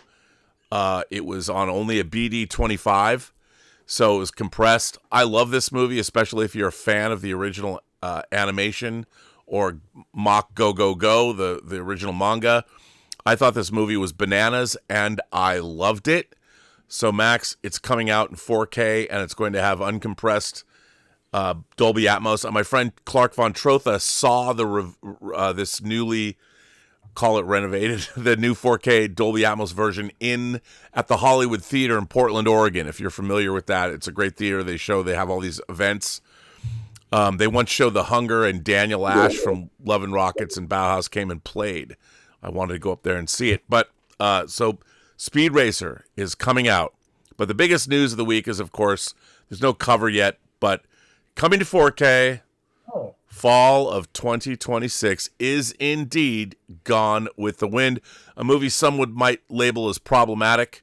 A movie that celebrates the antebellum South. I don't think it does, but if you think this movie's problematic, come on, man, grow the fuck up. I love Gone with the Wind. It's an epic. The burning of Atlanta is still an epic sequence. Clark Gable, Vivian Leigh. It's about as classic cinema can get. Also, do you think there'll be a fuss about it? Do you think there'll be complaints about this movie as if it should be in line with 2026? Hattie McDaniel won. You had a black woman nominated for an Oscar, and she couldn't even sit with everybody else. And there were people that stuck up for her. It doesn't matter. To me, it's like, look, all of human history is problematic. All of it. And everything and it continues to be so even today.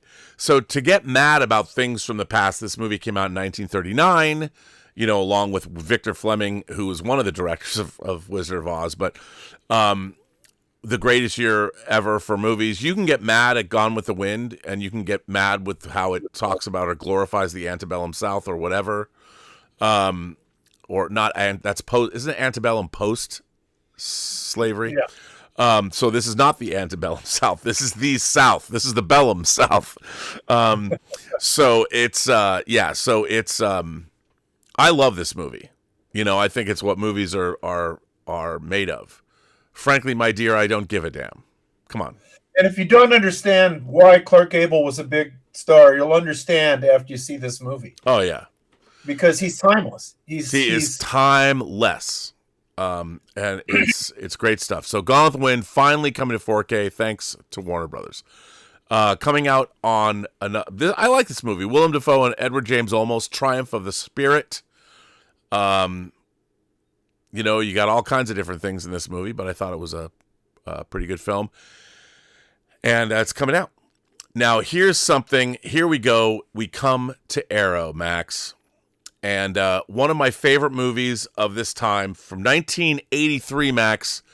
It was John Badham's year. He had 2 movies in 1983. He had War Games with Ali Sheedy and Matthew Broderick, a movie that it's still timeless today. But then he had a movie I dearly love, starring the great Roy Scheider. To me, this was the end of 70s paranoid cop thrillers. It put the nail in that coffin and then melded it with 80s action cinema. And that is, of course, Blue Thunder. Blue Thunder coming out in 4K. It's come out on Blu-ray before. Charlie de Lauzirika, my buddy Charlie, did special features for it. I adore this movie. I love everything about it. Malcolm McDowell is great. Daniel Stern is great. Jaffo, what does Jaffo mean? I'm not going to tell you what it means, but it's in the movie. Warren Oates is in this film. And famously, this movie went through a huge, I'm sure they're going to document it in the special features, but Dan O'Bannon had written a script of this, and it was really about a cop that kind of went nuts and thought he was the reincarnation of Thor. That's right.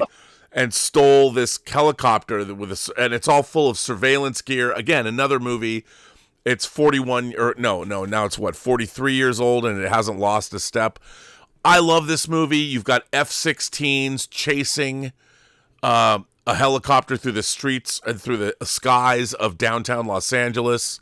Like with To Live and Die in L.A., they're in and out of the L.A. River. Shit's getting blown up. I love this movie. I love Blue Thunder. I unapologetically. Do you have any thoughts on Blue Thunder, Max? I would just say a great man once said, "What's not to love?" That's right. Can't wait to have this in 4K from Arrow, although this is a Columbia title, so that's nice to see. I think that bodes well. Then we have Arrow is putting out GI Samurai, which I really don't know much about GI Samurai, but it's part of their. I believe these are Arrow's This is Arrow's May release slate.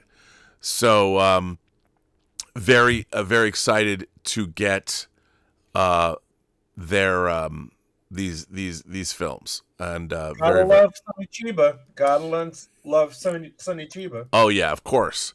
So GI Samurai is coming out also then from Arrow, turning back to Warner Brothers. Robin Hood, Prince of Thieves.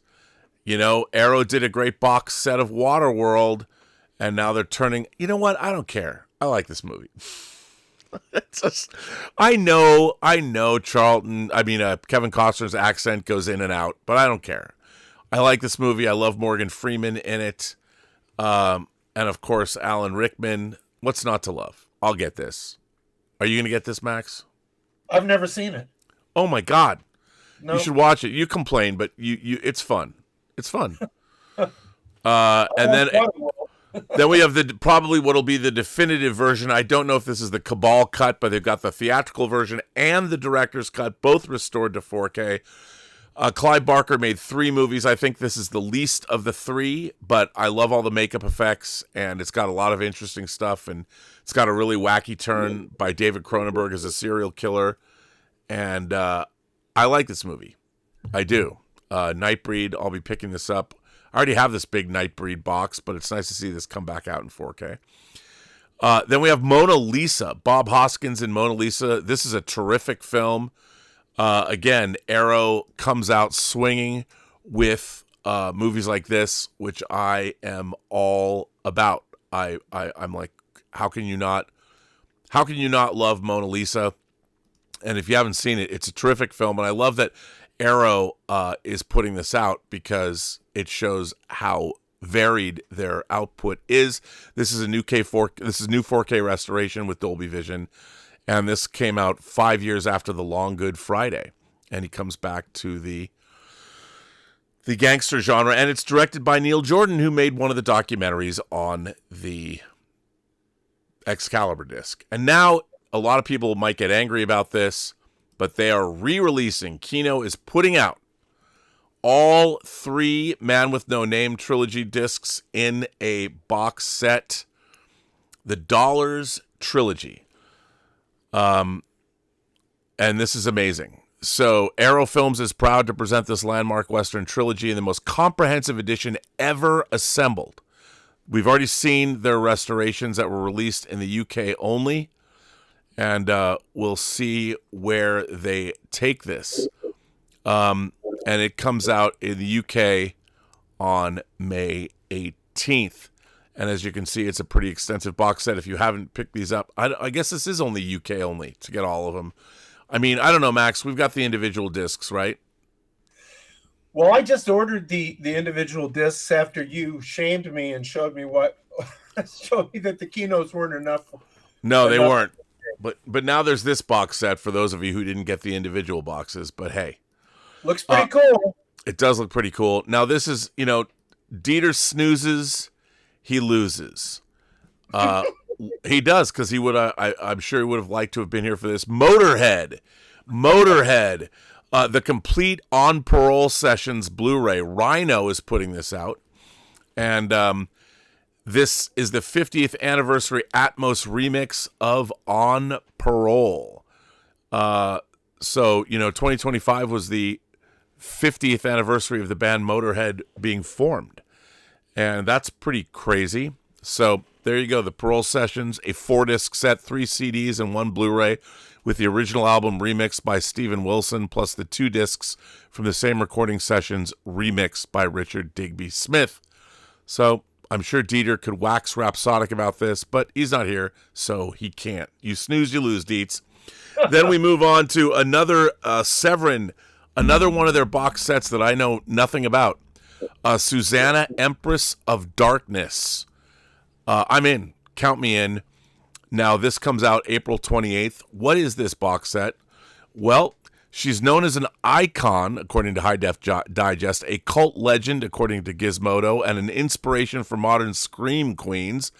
Nearly 2 decades after her passing, she remains Indonesia's ultimate queen of horror. In this 3-disc, 6-film collection, discovering Susanna for the very first time, or as you've never experienced her before. And here's the movies. In Pact with the Forces of Darkness, she returns as a woman from the dead for violent revenge, complete with a knockoff Freddy Krueger. She also portrays a regal reptile empress and her mortal twin sister in the Wild White Crocodile Queen, Milam Satu Suro, and Kliwon Friday Nights, whatever that means. And there's Susanna, Queen of Black Magic, and Ghost Ambulance. So why not? If Severin's putting it out, it's a box set from Indonesia. I say buy it. Then we have from Hammer another cool box set. This looks like it's not just an individual movie. It's Hammer Heroes, Legends, and Monsters Blu-ray. This is a documentary, by the way. And it's narrated by Charles Dance. This acclaimed feature-length documentary unearths the remarkable journey of Hammer Films. From humble beginnings to global recognition, it's the definitive account of a studio that dared to do things differently. And there's an alternative pre-broadcast version. There's extended interviews with John Logan, Martine Beswick, Janet Clemens, Blair Howard, Caroline Munro. Yes, yes, yes. Oh, yeah. And so there you go. Cool box set, worth picking up. So you go, Hammer Films. Then we've got, here's a classic, Death of a Gunfighter, starring Richard Widmark and Lena Horne. Have you seen this, Max? Do you know this movie? I have. I think that's a Don Siegel movie. It's Kino Lorber's putting it out, and yes, it is a Don Siegel movie. So I'll be getting that. Yep. Okay, that's cool. And then we have, of course, this coming from Sony. It's a 4K version of Roland Emmerich's film The Patriot, starring Mel Gibson. They've been doing great with these steelbook titles. Silverado was a banger. So I'm sure this is a great disc if you like the film. Then we have Jess Franco's From Bangkok with Bullets. I mean, Jess Franco, how many movies did he make that people love? I don't know. But Severin's putting this out too. And this is, let's see, in 1985, writer-director Jess Franco briefly stepped away from horror and erotica to focus on several adventure thrillers that combined elements of his earlier Euro spy and Fu Manchu hits with his sardonic wit and love for exotic settings. But having no budget for foreign locales, he instead sent cinematographer Juan Soler to Thailand to shoot a few days of exteriors, which became the foundation for 2 of Uncle Jess's most surprising and rarely seen Spanish productions of the decade. In the worldwide Blu-ray premiere of Trip to Bangkok, coffin included, Franco-verse legend Howard Vernon stars as a cantankerous British agent on the trail of a creepy cult leader. And in the worldwide disc premiere of Bangkok Date with Death, Jess unleashes a pop art crime spree of pirates, kidnappers, and kung fu killers, starring his beloved muse, Lena Romay. Well, hey, there you go. What's not to love? You go, Jess Franco fans, and you go, Severin, for putting it out. Then we have Angel of Heat, Marilyn Chambers, the X-rated star behind the green door, formerly America's sweetheart, because she was what product? What was she on the cover of?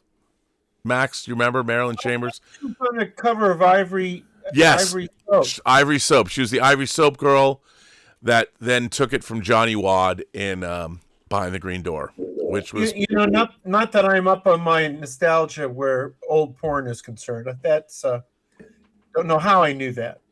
Of course. Why would anybody know anything about porn? But I'm going to be buying Angel of Heat. There you go. Then we have Frank Henlotter's Frankenhooker in 4K with a cover that's a little reminiscent of Reanimator. And why shouldn't it be? This movie's hilarious. Not as good as Basket Case, but hey, it's all right. Then we have this Cecil is Dead from Eureka Masters of Cinema. Have you seen this? I ordered this today. Oh. Diabolique has it. It's a Maigret movie, and it's based on one of the novels, and I can't wait to see it. That means Major Chai will love it. Yeah, most of the Maigret stuff is out, but very little of the French stuff has been translated. There's 3 of the Jean Gabin Maigret movies that are out, but I couldn't be looking forward to this more. Look at that cover! What a gorgeous cover! My God, fabulous! We will talk about this here on the True Noir segment. Masters of Cinema digs. I love it. Then Trace of Stones also coming out from Eureka. Don't know anything about this either, but hey, it looks terrific. Trace of Stones is, let me give you this. In the mid-1960s, 11 films produced. Oh, it's another DIFA movie, the state-operated film studio of the German Democratic Republic. So this is probably great to go with. That's a must. Yeah, to go with their box set of those films.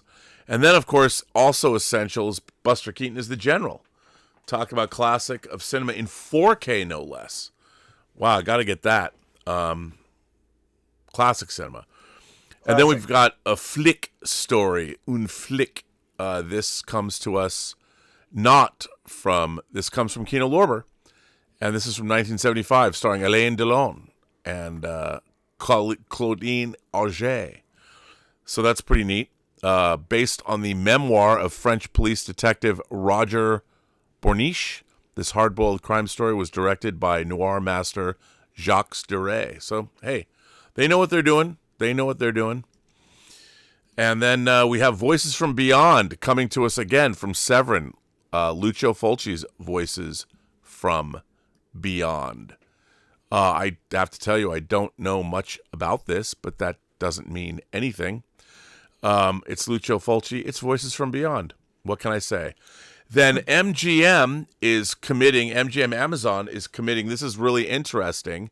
So Mercy is their first movie. When we were at CinemaCon, this came out. Whether you like this or not, I was not a big fan of this movie, but I did see it theatrically.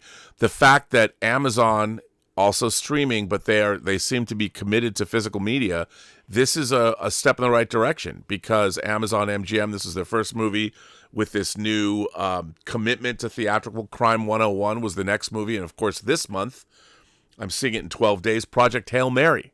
So to know that we'll be able to get that as a 4K disc is pretty exciting. So, hey, buy this, support him, even if you didn't like the movie. The Great Smoky Roadblock is coming out, which, what can I say? MGM is putting this out. This is John Leone's The Great Smoky Roadblock, starring Henry Fonda, Eileen Brennan, Austin Pendleton, Robert Englund, and Dub Taylor. I don't know. I have not seen The Great Smoky Roadblock, but hey, it's coming. Put the pedal to the metal and hang on tight because that high-ballin' bandit is rolling tonight. Henry Fonda shines as a worn-out trucker. Elegant John, whose 18-wheeler is repossessed just months before his retirement. Determined not to go out quietly, he risks everything on one last big haul before saying goodbye. This film has been restored using the highest quality available source material. So there you go. What can I say? The Great Smoky Roadblock. If you want it, you can have it. Then we have Shango. This is coming out from 88 Films. Shango. They usually this has got to be another Italian Western. Have you seen this, Max? I have not. It's tempting, though. I know, right? Just the cover art alone. Then we have Scarlet Warning. This coming out from Grindhouse Releasing. Sometimes I just don't understand the appeal of their movies. But Palmer Rocky's Scarlet Warning 666, a.k.a. It Happened One Night from 1974. A 3-disc limited edition. Bob Murawski, I believe, founded Grindhouse with Sage Stallone, the late, great Sage Stallone. The North American debut arrives as a lavish, limited collector's edition. The film has been beautifully restored in 4K from the original 35 camera negative, presenting the definitive version of this legendary cult curiosity. Palmer Rocky's Scarlet Warning 666 is a mind-bending descent into outsider cinema that makes Plan 9 from Outer Space and The Room look restrained by comparison. That is not something that doesn't appeal to me. But okay. And then we have Mistress Dispeller. Couldn't tell you much about Mistress Dispeller because I don't know anything about Mistress Dispeller. But it is coming if you want it. You can have it. It's a Shawscope, it looks like. Yeah, well, you get it. You can have it. Then Obex. Obex is coming from, is this Oscilloscope? I think this is an Oscilloscope release, so that's pretty fun. But yeah, 10 to Midnight. I didn't pick that up, but Kino Lorber, they're doing a 4K of 10 to Midnight, which is cool. Yeah, so Oscilloscope is releasing Mistress Dispeller is in China. A new industry has emerged devoted to helping couples stay married in the face of infidelity. Wang Zhenji is part of this growing profession and is hired to go undercover and break up affairs by any means necessary. A Mistress Dispeller. Oh, I'm in. Count me in. Offering strikingly intimate access to a real unfolding love triangle, Mistress Dispeller documents all sides of what is usually kept behind closed doors. As teacher Wang attempts to bring a couple back from the edge of crisis, sympathy shifts between husband, wife, and mistress, while emotion, pragmatism, and cultural norms collide in this spellbinding look at modern love. Count me in. And then Obix, in a pre-internet 1987, Connor and his dog Sandy live a life of seclusion, lost in the slow rendering graphics of early Max and televisions aglow with late-night horror movie marathons. But when he begins playing Obex, a new and mysterious state-of-the-art computer game, he finds himself trapped in a low-tech but high-stakes analog hellscape as the line between reality and game blurs. I mean, come on. What's not to love? I'm in. Count me up as part of Obex. Then we have Napoli Spara with Henry Silva and Leonard Mann. There you go. Henry Silva, are you kidding me? I'll watch that just because the poster. Right? Then 88 Films also brings us Arcade, the first movie. I edited this movie with Peter Billingsley. It has to be better than the disc that recently was released domestically. Dan Schweiger did call me up to participate in this disc, but I couldn't do it. So I will be looking forward to this 88 Films release. This is the movie that we took from being totally unwatchable to being incredibly mediocre, and I'm damn proud of that mediocrity. So that's exciting. Now we go to the sales charts, Max, and here they are. Top-selling Blu-ray discs. These are all HD formats. Wicked for Good, Nuremberg, F1 the Movie, Lawrence of Arabia, Wicked the 2-film collection, Tron, Ares, One Battle After Another, The Lord of the Rings, the motion picture trilogy, Wonder, and Ballerina from the files or films or world of John Wick. And then the top-selling 4K discs are Wicked for Good, Lawrence of Arabia, F1 the Movie, Tron, Ares, Dogma, Mission Impossible, The Final Reckoning, One Battle After Another, The Big Heat, The Emperor's New Groove, which I need to get if our special features are on it, and Captain Blood from Criterion. So Max, that's nice to see. Yeah, so that's the news, buddy. That's what I got for you. We got some super chats. I would like to get to some super chats, and let's see. 1001 Johnny said, maybe I already read this. Oh no, I did. I read all that.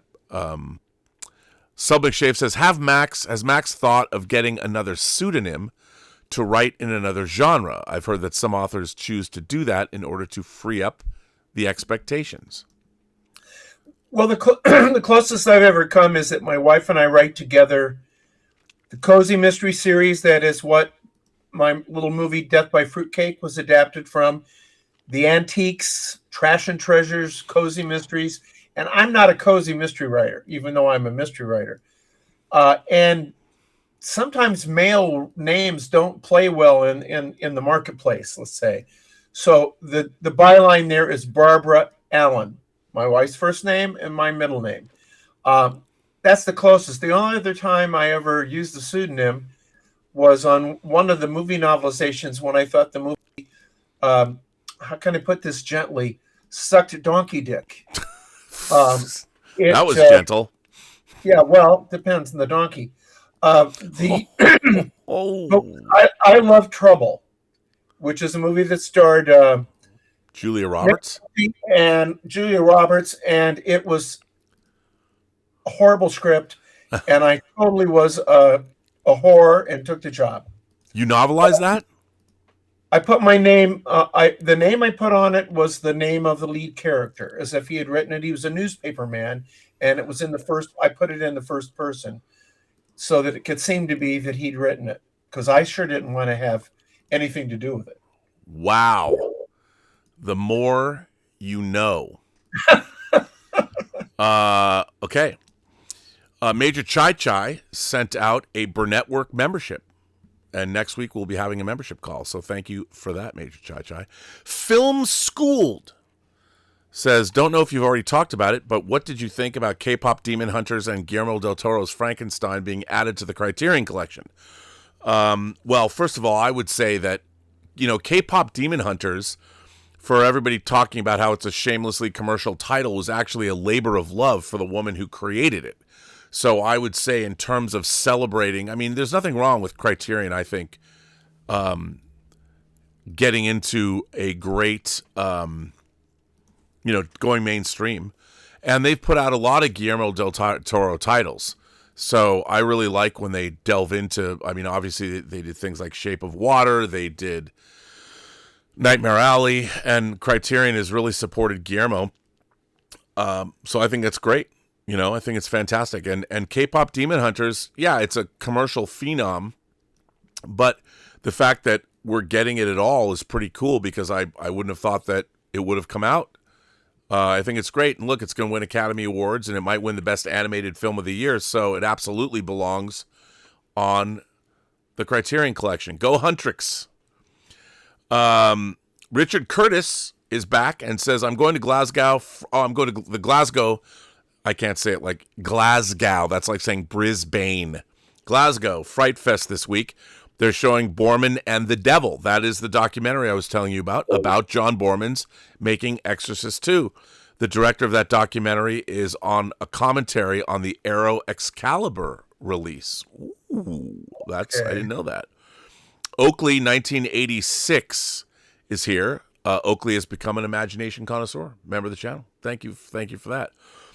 World in PJs says, try the band Wet Leg. I always do that to my ladies. Wet Leg is good. I'm just kidding. I don't even know what that means. So Roy, let me see if I can get Roy's, can I see that? I can't, Roy Nuss, I can't see his whole last name. Roy found out that there are 45 minutes. Oh, this is interesting. Just found out that there are 45 minutes of deleted scenes as extra content on the 4K version of Blade Runner 1982. Do you guys think they will add them to the final cut at some point? Oh, Roy. No, they will not, because there's already 4 versions of Blade Runner. And while the 4K final cut is great, what you have to find is the 5-disc Blu-ray set. That's one of the most definitive sets. You've got 4 different versions of the movie. You've got Charlie's Dangerous Days documentary. You have all these other deleted scenes. It is the definitive release. I don't know if they'll ever convert it all up to 4K. Probably not. But get that 5-disc Blu-ray set of Blade Runner, because it's got everything that you need. And there is so much extra stuff and deleted scenes that the final cut remains the definitive version of the movie, so I don't think they're ever going to change it. Is that still in print? Probably not. You probably have to find it. But you can find it. But it's one of the great sets of all time. 200 Watt Studio says, I love my Westworld and Excalibur sets. Still no 2010 announcement. Hey, man. Listen, Grasshopper. We got a year. We got a year in front of us. Don't you worry. Don't you worry. You have to have faith for this to work on me, Mr. Vincent. Major Chai Chai says, Gone with the Wind will be in theaters in October. Ben-Hur at the end of March, early April, thanks to Fathom Events. That's cool. 200 Watt Studio says, Roy Scheider took Blue Thunder so he wouldn't be asked to do Jaws 3. I can believe that. I can believe that. But Blue Thunder, I love Blue Thunder. I don't care. I love it. 200 Watt Studio says Marilyn Chambers had a great Swank cover and spread. Swank, one of those great magazines that isn't published anymore.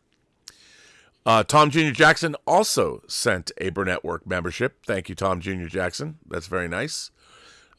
Fearless Wolf says, Max, Death by Fruitcake is unhinged in the best way. Are you building a full cake horror universe? A Sponge sequel? Brattenberg prequel? I need answers, Max. He needs answers. What say you? What say you, Max? We've got a new distributor, and the off chance that we make another, we make some money, we'll probably do a little sequel to it. And we just had a table read this weekend of House of Blood, one of my horror scripts, which is also something I sent Rob because we talked about doing some little horror movies. So we make stuff, don't we, Rob? That's what we do. That is true, but tell us more. Will there be a sequel to Death by Fruitcake? Well, there are my wife and I have just finished book 20 in the series, so it's pretty successful. The problem is for me as a low budget kind of indie filmmaker is that they're very wide ranging in terms of locations. So I specifically picked a novella for Death by Fruitcake because we could do it. We could afford to do it.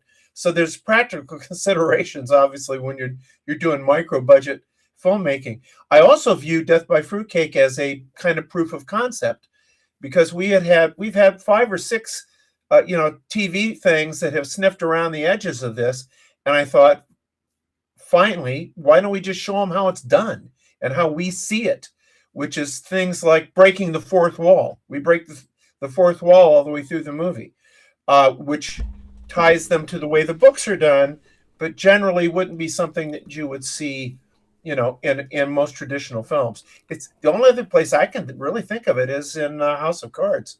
Right. Both versions. Yeah. Both versions, which I love.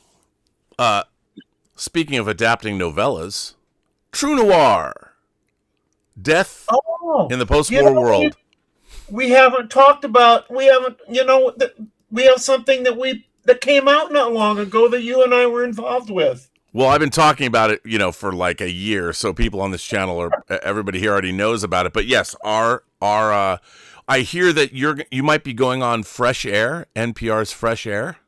There's some rumors to that. That isn't firm yet. No, but something tells me you can make it firm with the proper application of pressure. It just takes a little longer. Just takes a little longer now. Yeah. No, come on, man. You got to keep in practice.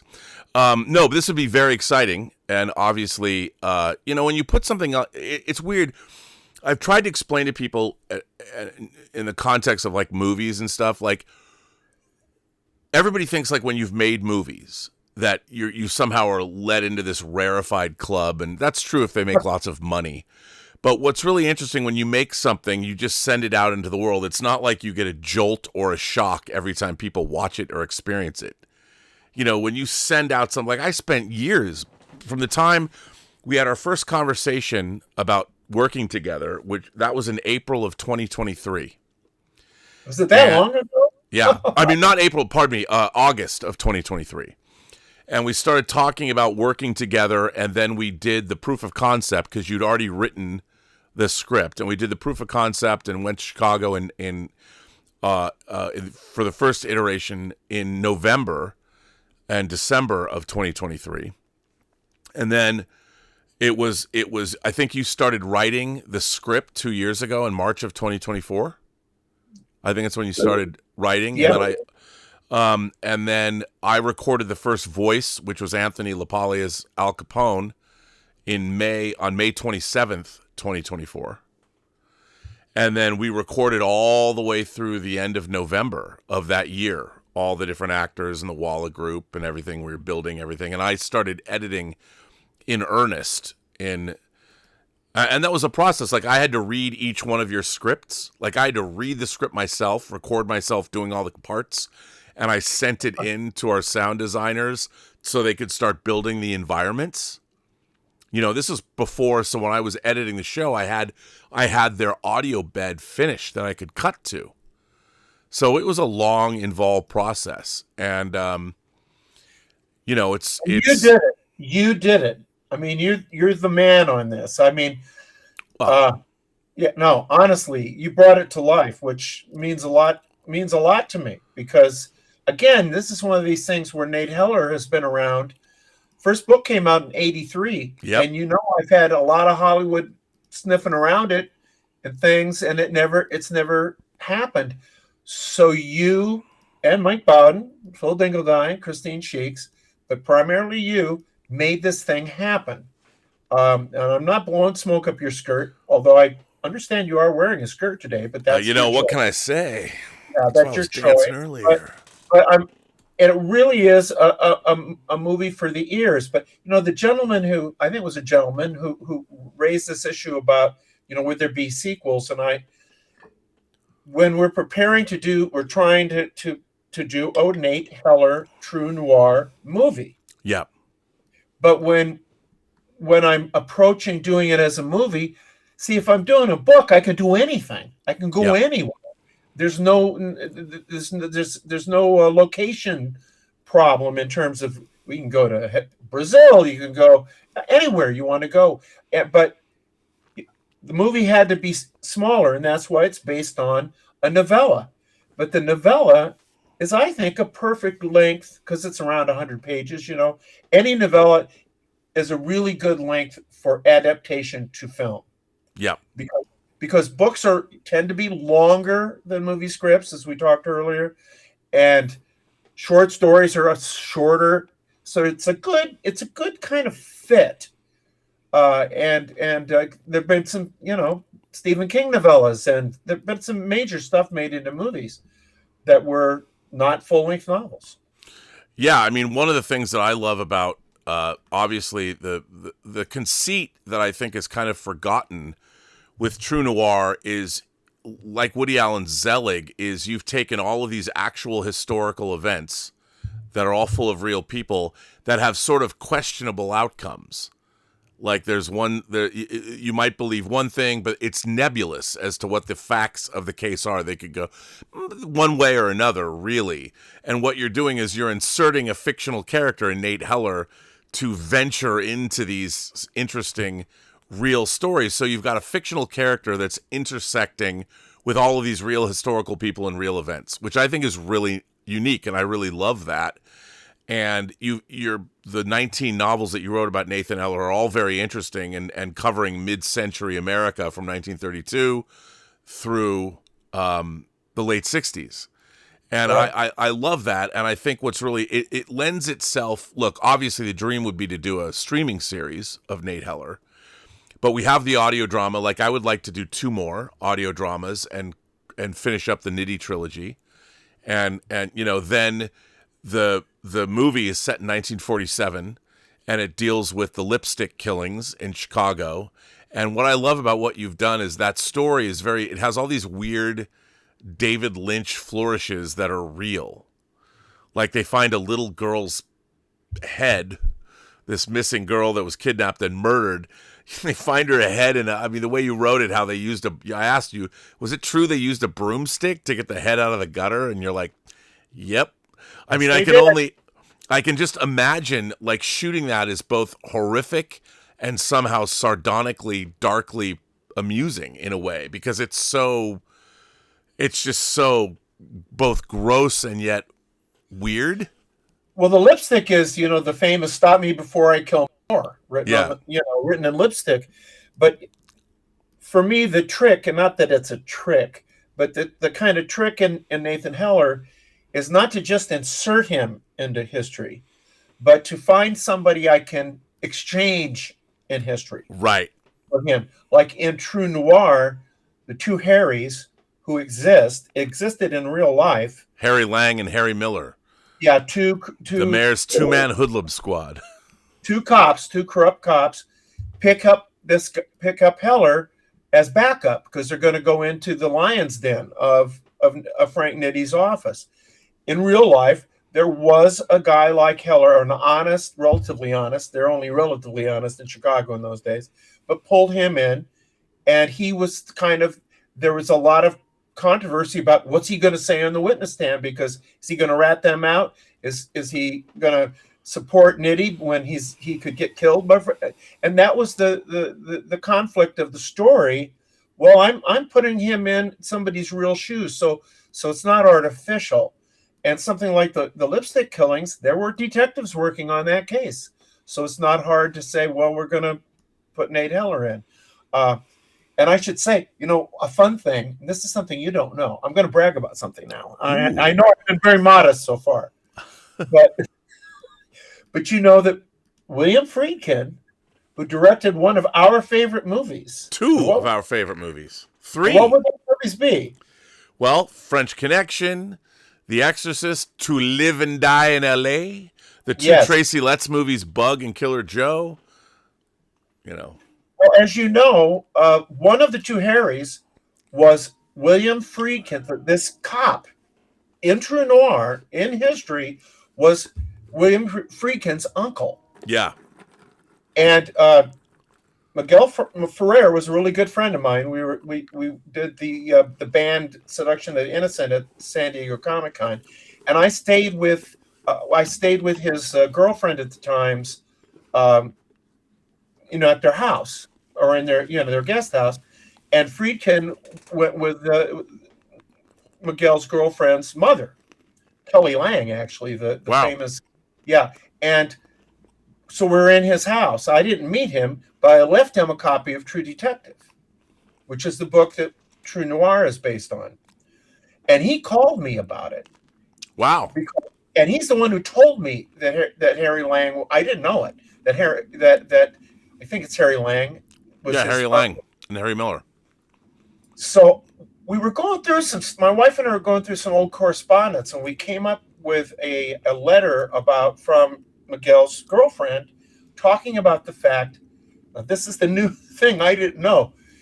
William Friedkin, who had been thinking about doing True Detective, but didn't, unfortunately. My God, I wish my life would be so different if he had. But she said he had. Yeah, but I got to, Max. He had all of my Nathan Heller books in first edition up to that point. He had I think there were 6 of them at that time. All of them on his bookshelf in his bedroom. Wow. So, and he was a Nathan Heller fan. So this, things are in these things. There's only, there's only one story. It's just a big complicated story. That's very exciting. But I'm carrying it forward for you. But wouldn't it be great? I mean, I would love to make the movie, and do the 2 more, at least the 2 finish the Nitti trilogy or whatever, because it's such a great. But what I would love to see is Nathan Heller become a streaming series, and we just do what they do and do a book a season. Well, we should mention to people that maybe have checked into our website, truenoir.co. By the way, the website is great. They revamped the whole website. Completely redone, and it's phenomenal. It's really a state-of-the-art website. So very proud of this collaboration. Thank you for inviting me to be part of the show today. Well, it's nice to have you. If someone says that their other hobbies take precedence, I'm like, well, then I can't be bothered to make sure that we take care of you, buddy. So Dieter's missed. But it's great to have the Mystery Writers of America Grandmaster, Mr. Max Allan Collins here. Maybe the movie Road to Perdition, that you, of course, it's based on your graphic novel that you wrote, will come to 4K this year. Who knows? Criterion, will you get on the job here? Yeah, that would be actually a great Criterion title. It's a great film. It would go right next to Miller's Crossing on my shelf. No, it wouldn't, because History of Violence was another in the series that Road to Perdition was done, the Vertigo Comics graphic novel series. It's in there. Yeah, and that's in the Criterion collection too. So great movie. Why don't they do that? Come on, Criterion. What's up? I just want to say, before I shuffle off here, I want to say about Dieter, who we've given a little bit of shit to today.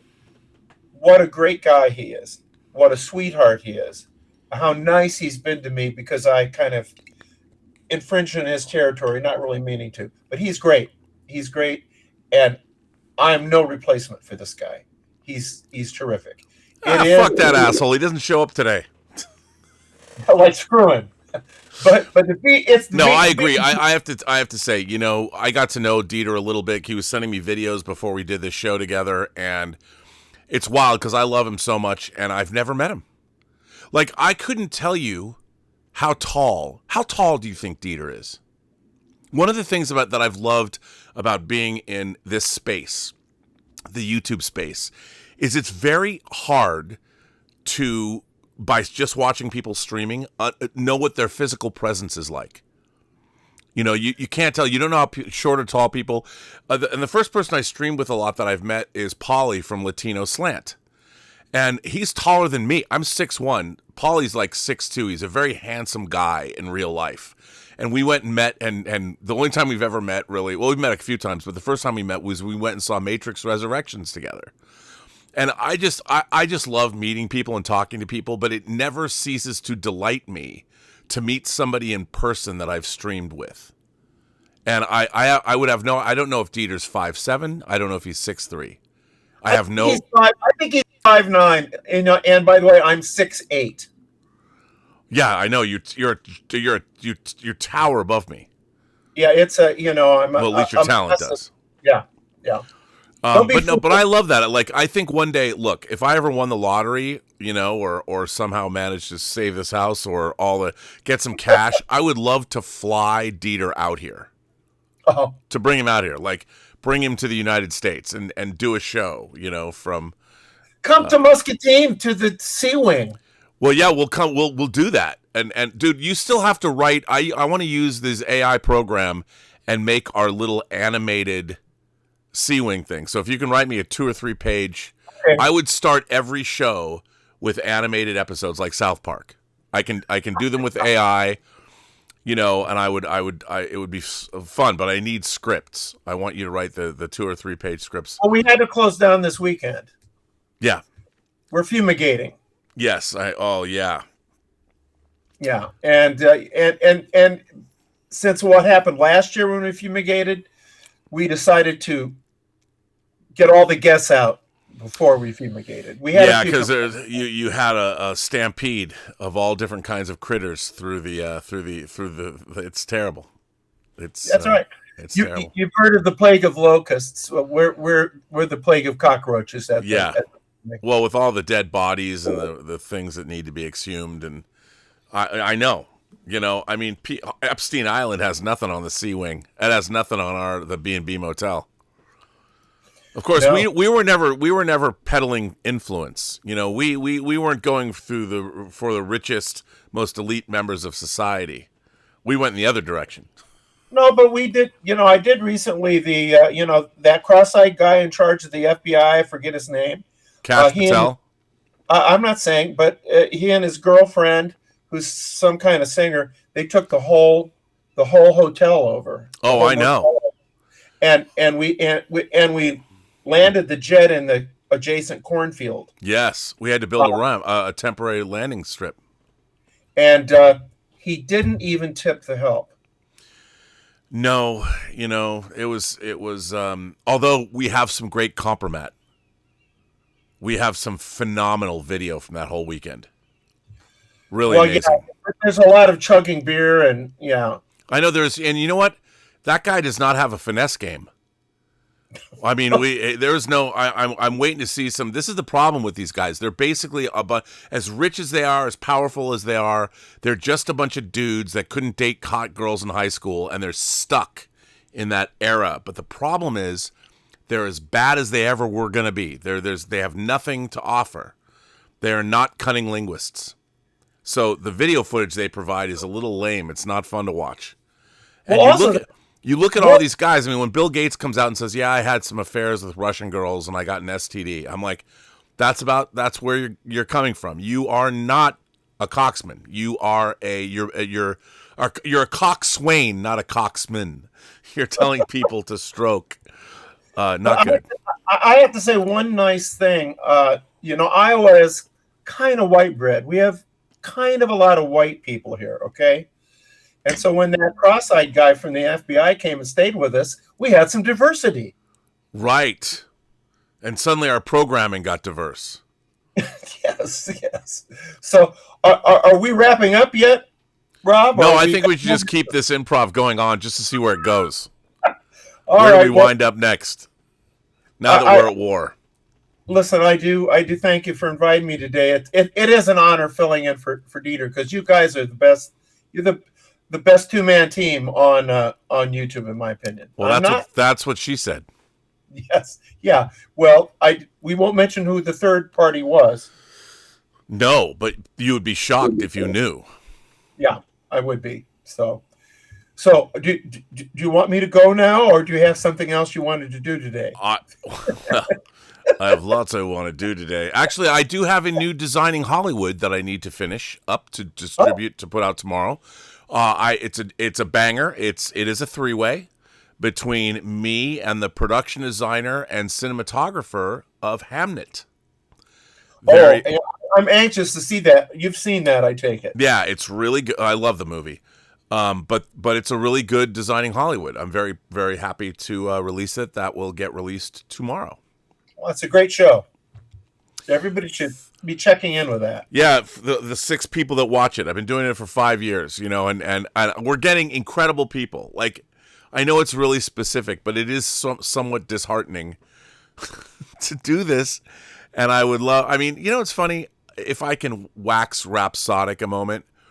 Like, I think that this channel, I'm so proud of certain things in interviews that we've brought on this channel. I love having you on. I love having Alvaro on. His book, Equimedian, is terrific. And, your countless novels are worth... and that's not what the YouTube space wants from me. Like, I get all these great people that have done all this great work, but it's a very small niche of people, and people always go, well, I love special features on DVDs. Well, the reason we don't have special features anymore is because so few people cared about them. Yeah. And I think this channel is representative of that. Here I try and bring people that are, the best, the very best. Designing Hollywood's on John Campia's channel, and they care even less about production designers and cinematographers and the people that actually make movies. But if you want to talk about Star Wars and Marvel, we're there for you. There's nothing wrong with that, because I can't wait to see fucking Doomsday. I don't care. I know everything that's going to happen in that movie, except what they're going to do with the reshoots, and I am deliriously excited for it. It's just like reading the book Project Hail Mary. I cannot wait to see Project Hail Mary. I cannot wait. I have tickets to see it twice. Yeah, in 15 per 70 millimeter at the Irvine Spectrum. That's going to be major. There's no question about it. Did you know that there's a new Star Trek show on? Did you? There is? Yeah. The one about they've done Starfleet Academy. You didn't know about this? No. Well, it's terrific. I'd say it's much better than the original Star Trek. They've really corrected all the problems that the original Star Trek had. It's genuinely awe-inspiring. You've got to check it out. Really? Yeah, I how is that? There is, since you brought it up, well, didn't get on your radar. No, look at this, Max. Check this out. Oh wait, no, I don't want to show you that. Hang on, that's not what I want to show. I want to show something else. That's pretty cool, though. No, hang on. You're going to see something. Here's what's really interesting to me, if I might. Alvaro on his Substack, and I did put this everywhere, wrote a great piece about all the Starfleet Academy YA novels that were released throughout the 90s, and which are actually quite great. And so this was an intro to the Starfleet Academy video game that they did. And this little intro has more to do with Starfleet Academy than every episode of Starfleet Academy that has existed. So watch this. And now, my close friend and our distinguished guest, Captain James T. Kirk. Thank you.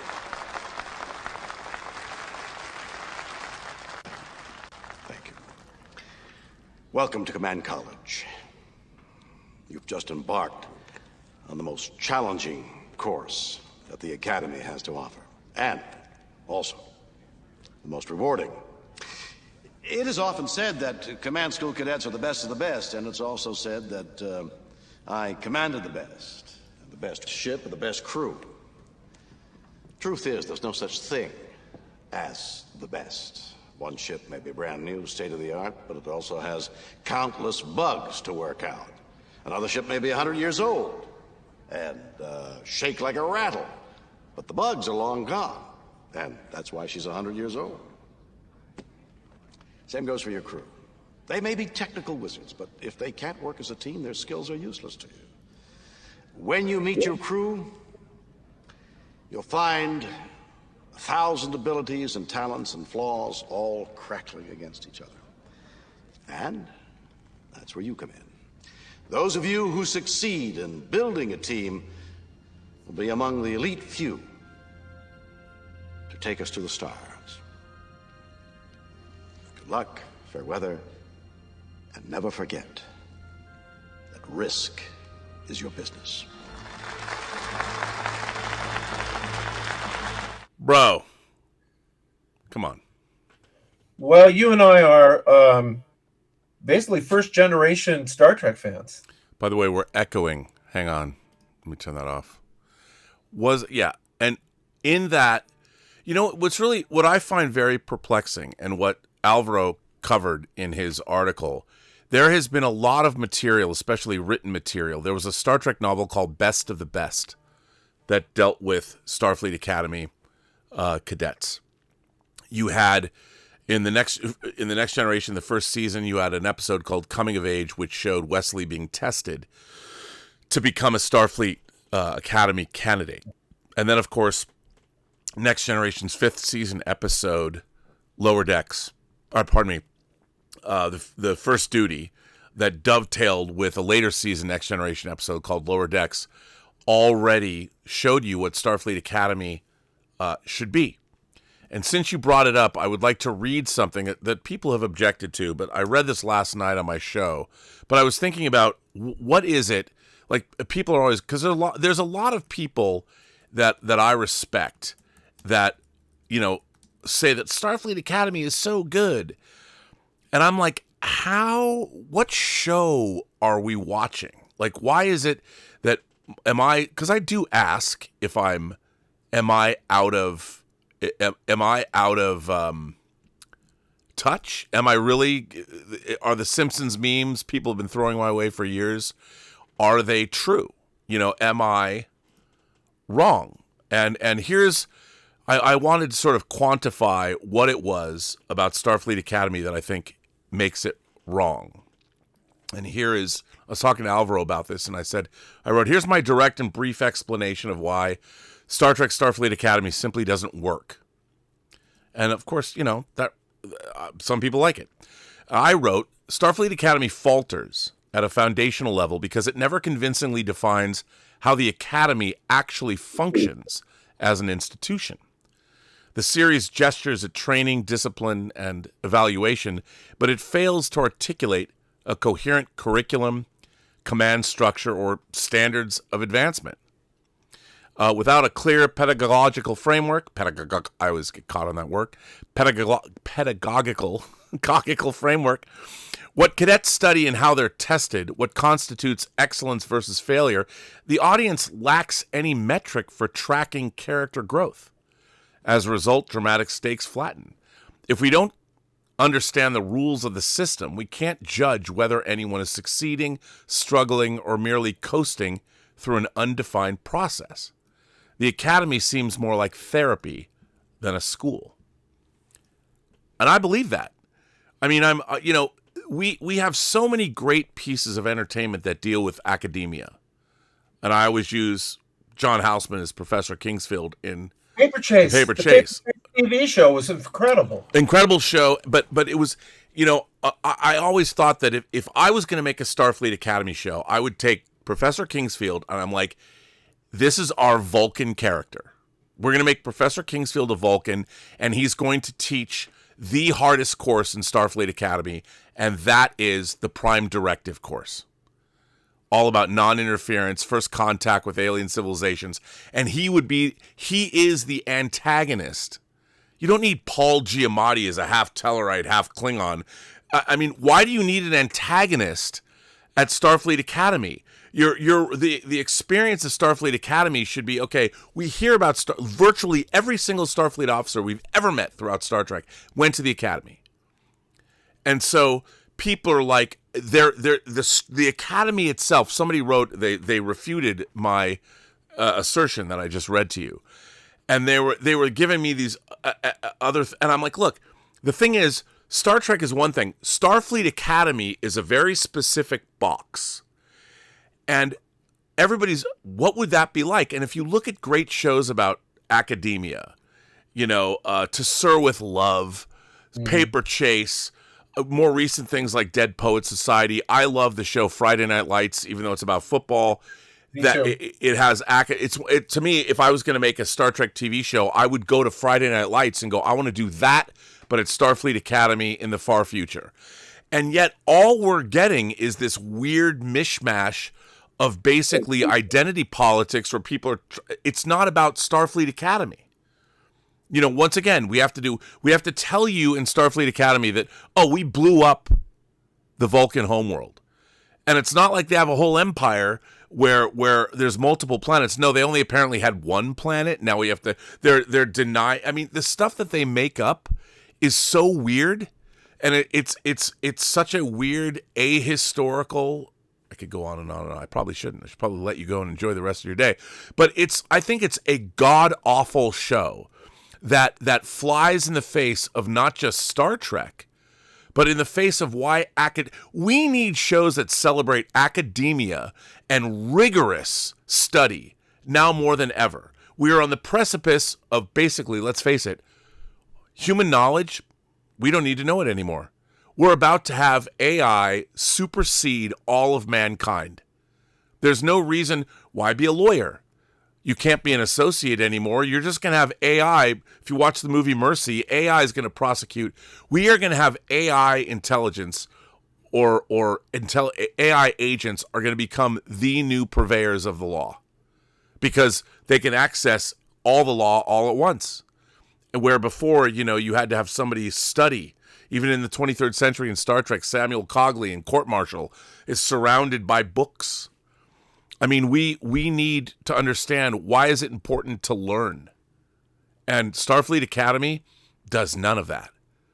I mean, in the last episode, they're talking about theater, and they're studying our town.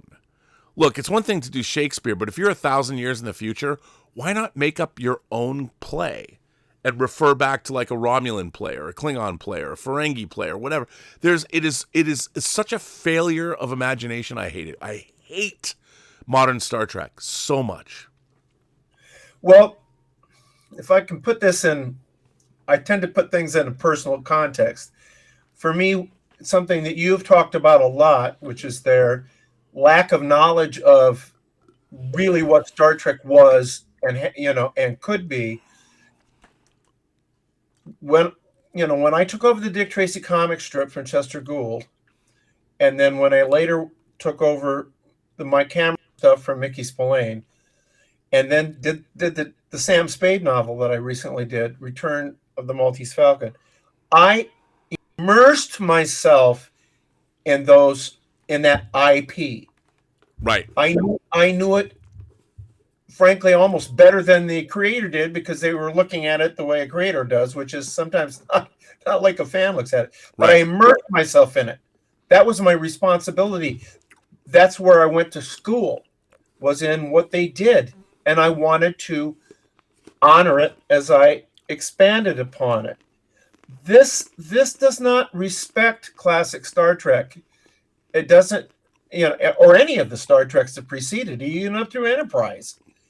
It's disrespectful, And one of the things that I'm really frustrated about is I see this falling into a political argument, like, well, people don't like that because it's woke. They consider it woke Star Trek, and they're just. I don't want. It's not. That's not why it's bad. It's bad because it's bad. Right. Well, also, as I pointed out, you chose to make a show about what an academic institution would look like. So by your very definition, you have to tell us, okay, here is something that's literally been referenced in Star Trek since 1966. What is it like to go to the Academy? You know, and what happens? Star Trek II: The Wrath of Khan presented us, which was a brilliant conceit with the Kobayashi Maru scenario. Absolutely. How do you handle, and as a matter of fact, you saw it just horribly done in Star Trek 09. Terrible, really awful. But, you could have done an entire first season around having to pass the Kobayashi Maru. You could have made it so if you don't, and I'm not talking about cheating because it's a no-win scenario, but how you handle the no-win scenario could have been how you matriculate to year 2. And you could have taken a canonical Star Trek thing, the Kobayashi Maru, and every episode could have been dealing with all the stuff you need to learn. And if you had that first contact professor, I mean, they bring back Tilly from Discovery, and we're talking about theater kids, and I'm like, Jesus Christ, how does this then relate? And some people like it. Some people they've told me that. I'm like, okay, but you're not in college. You're at a military academy. It should be West Point or the Naval Academy or the Air Force Academy. That's what you're going through. You're not going to fucking Bennington. It's not that. And the fact, anyway, look, I'm willing to admit that I could be wrong. I'm not, because the show does not connect. I mean, some people are watching it. Some people will just watch Star Trek. They're not discerning. They don't care. They want an hour of a diversion. That's fine. But the problem is we have a half century of Star Trek. Star Trek is going to celebrate its 58th anniversary. 58th, right? Yeah. Or no, it's the 60th anniversary. What am I thinking? This year is the 60th anniversary of Star Trek. A decade more than half century old. 60 years of Star Trek. And we are getting something that does not stand up to intellectual rigor. That's what bothers me the most. Is that we are getting a show that is more concerned with current day identity. It's not just identity politics, but current day feelings are more important. It's a show that's afraid to be excellent, because it's a show that is it's a show that's afraid to say to the audience, you should be better than who you are. And it's like, you're good enough, you're good enough, you're whatever that thing is, and I like you. That's what Star Trek is saying now, when Star Trek should be saying, you're not good enough. You need to work harder. Your civilization needs you to step up and be better. But now it's like, nope, you can celebrate your fucking mediocrity. And that's what Star Trek has become. Let's make sure that everybody knows they have a place. No, they fucking don't. That's the whole point of Starfleet Academy. You have to be in the top 1%. It should be an aspirational show that tells you that it doesn't matter who you are, you should be better. But instead, no, you're okay the way you are. No, you are fucking not. And you're watching a show where everybody is a fucking mediocre example of humanity. None of those fuckheads deserve to be on the final frontier. None of them. And that's because you're dealing with a bunch of writers and people that have not had to aspire and work really hard. They want to be accepted for who they are now. They want to be accepted because my feelings matter. No, your fucking feelings don't. Space will kill you. You are in the most inhospitable environment a human being can be in. If you're not the best, not only you will die, but the rest of your crew will die because you're a moron. And that's what Starfleet Academy should be about. But the audience today can't handle it. That's because people are so immature and coddled. Anyway, that's the end of my rant. I won't go on. Well, I think it all. The final thing I'll say is I think it all comes back to, if you're going to do IP that you didn't create, okay, you need to understand and respect the IP, or don't do it. It's that simple. Yes, and by the way, there are people. 200 Watt Studio says, to all the Maryland Chambers completists, I was kidding about the swank cover and spread. Don't stress. Don't stretch searching for it. It's in my basement in a file cabinet. Happy Snores says, I just finished True Noir. Very noir, very fast-paced, very good production quality. 5 stars across the board. Thanks. Can't wait for the next installment. Thanks. Well, that's very nice of you to say. It's all because of this man and what he wrote, which was my greatest professional gift, was being given those 10 scripts you wrote for those episodes. It wasn't a gift. I made you pay for it. Well, it's true. That is true. That is true. The production paid for it. Yes. I did not. 200 Watt Studio says, how old are the cadets in Starfleet Academy? Why are they just now learning about theater? Again, I do not know. I mean, it's, oh my God. And then they pick Our Town as the play they're going to reference from 1,000 years ago. Here's what's so interesting. Kind of like the Kobayashi Maru test, which was made up by Nicholas Meyer. Right. If you're gonna have a theater class, they should have made up some unique theater piece from some alien civilization, but they don't think about that. They have to go back. Our Town 1,000 years from now. Do you really think, is that going to be? And then 200 Watt Studio says, Shatner the pro doing that short for a video game. Well, they paid him, but yeah, that's what Starfleet Academy should be about. Actually, they should just turn that into a hologram and play that in Starfleet. And they don't even, like, in all of Starfleet Academy, which is in the 32nd century, all they do is reference something that happened 1,000 years ago. It doesn't make any sense. Every moment that they refer back to class, we have to talk about Benjamin Sisko. No, give us new mythology. Refer back to somebody we've never heard of before. You know, it's like in Empire Strikes Back. Yeah, that bounty hunter we ran into on Ord Mantell, however you pronounce it.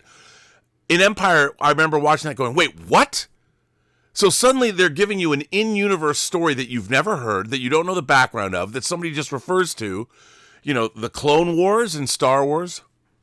Mm-hmm. I mean, it's like all that stuff. They don't know how to do any of that. They could be adding things. They could be creating a whole new mythology. They're terrible, terrible, terrible writers. Well, I would suggest this. You mentioned Nicholas Meyer, who was not a Star Trek fan. No. Who sat down and schooled himself in Star Trek before he sat down to write it. Go back and look at the list of writers who wrote for the first 3 seasons of Star Trek. Yep. And you see professional, seasoned writers who knew the hell they were doing. You see Theodore Sturgeon, you see Richard Matheson, you see Robert Bloch, you see Harlan Ellison, and the list goes on. What experience have the writers had? What do they have?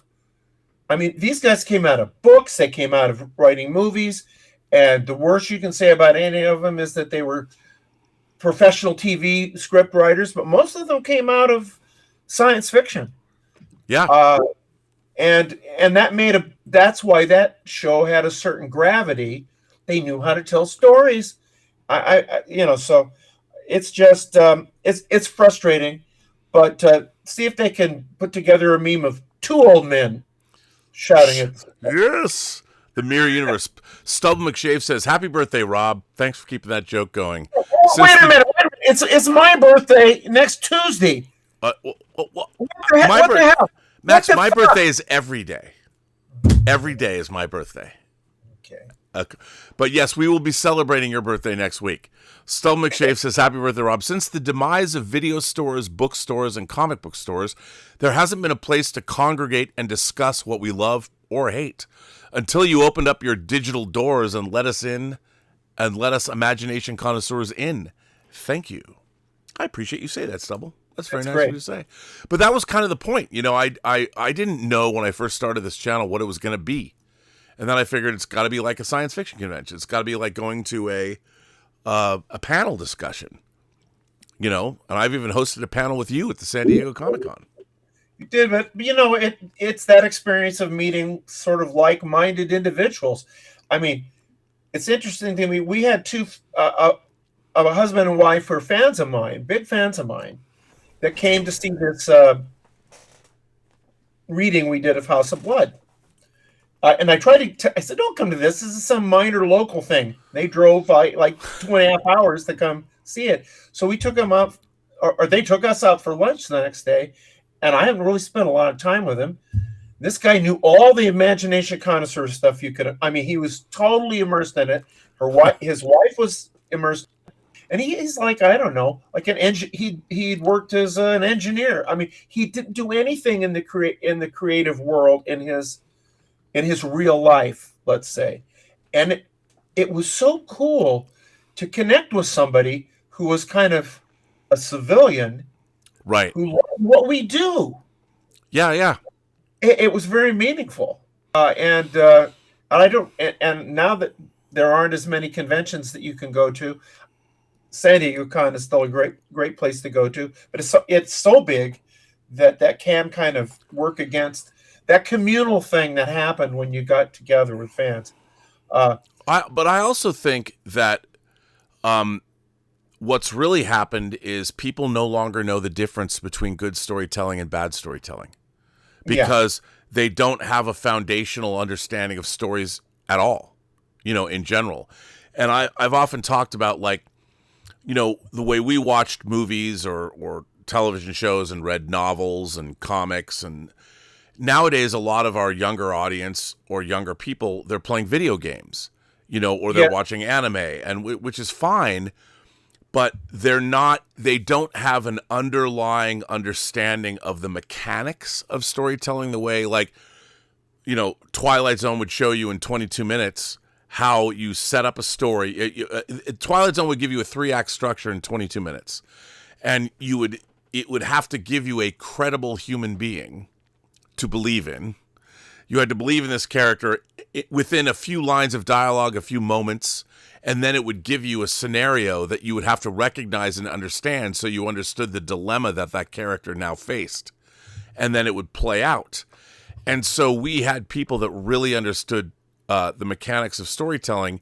But nowadays, like in a video game isn't a story. You know, a video game is the story is like, you do have great storied video games like Last of Us and things like that. But mostly it's about getting from one gameplay section to another. And there are indeed great stories, but when it comes down to individual, like, characters interacting and all that and understanding, it's a very different world that we live in now. And I think that it's the discernment that we're missing, that people now just watch anything and they just buy it. Like, I see a lot of people that wonder about my criticism of Star Trek. They're like, why do you care so much about what Starfleet Academy is supposed to be like? And I'm like, well, I've been to college, you know, I've gone to school. I understand, me personally, the experience of doing that. And I want to know, what would a 32nd century school, or what would that be like? And so you have to extrapolate upon all this. And I feel that they're not providing at all a credible example of what it would what would it be like in a new rebooted Starfleet Academy after the destruction of the Federation. What would that look like? Make me believe. Make me want to be a student at Starfleet Academy. I don't like any of those assholes. I don't want to go to that fucking school. I know more than all those motherfuckers do.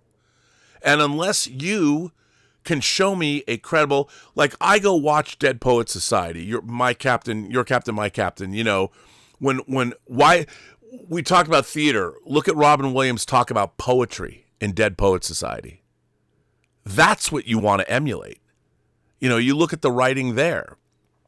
I mean, Star Trek, Starfleet Academy do not have the intellectual ability to give us that kind of storytelling. Well, you talk about storytelling, and I mentioned this, I think, a week or two ago. My 10-year-old grandson is writing a novel. Okay. Now, so I have spent over, since he was 4, maybe 3, I have shown him a movie every Saturday afternoon. And there were a lot of the animated movies, a lot of the computer animated movies, but they all have traditional good story. A lot of them have good traditional storytelling. So I filled his brain with storytelling from when he was 3 or 4 years old. And so if I had any advice to give to imagination connoisseurs who have either children under high school age or under junior high age, or grandchildren, feed them. Yeah. Feed them movies, feed them books, because you can bet that my grandson is a video game guy. Sure. How could he not be? But he's also a reader. He's also, and he also understands storytelling. I can already tell, because I'm reading his novel, that he understands the basics of storytelling. Yep. And he looks at me and he looks at his dad, who is a translator of, Japanese to English, or yes, and who has all these manga that he's written, and he understands, gee, my grandfather and my father, they make a living in storytelling. Right. That seems kind of cool. So I just would reach out to my fellow imagination connoisseurs and say, if you have people in that age range, young boys, young girls, that you can feed them with and it doesn't have to be great literature, just storytelling. I mean, you and I grew up on a lot of just garbage. I mean, empty calories, stories with it, but there's still stories. Yeah, but even though the empty calories, they were great stories. If you had great storytelling, it's still the thing about great storytelling. It allows you a way to contextualize your own life in terms of the plight of another character, and why that character. Like for me, like let's say I'm watching To Kill a Mockingbird or reading the book. I'm not only thinking about the fact that there's a racial component to that. I'm thinking about the fact that that is a insurmountable obstacle that a character has to overcome, or you're dealing with a world that is imposed. So, but that's not why. It's not really about race.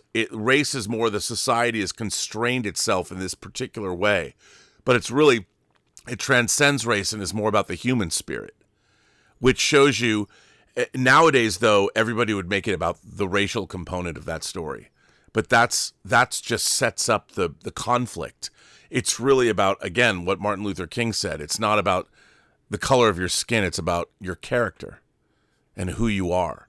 And great storytelling transcends the superficial and moves into the spiritual, the universal, the emotional, on a level that I think we aren't really dealing with in our culture anymore.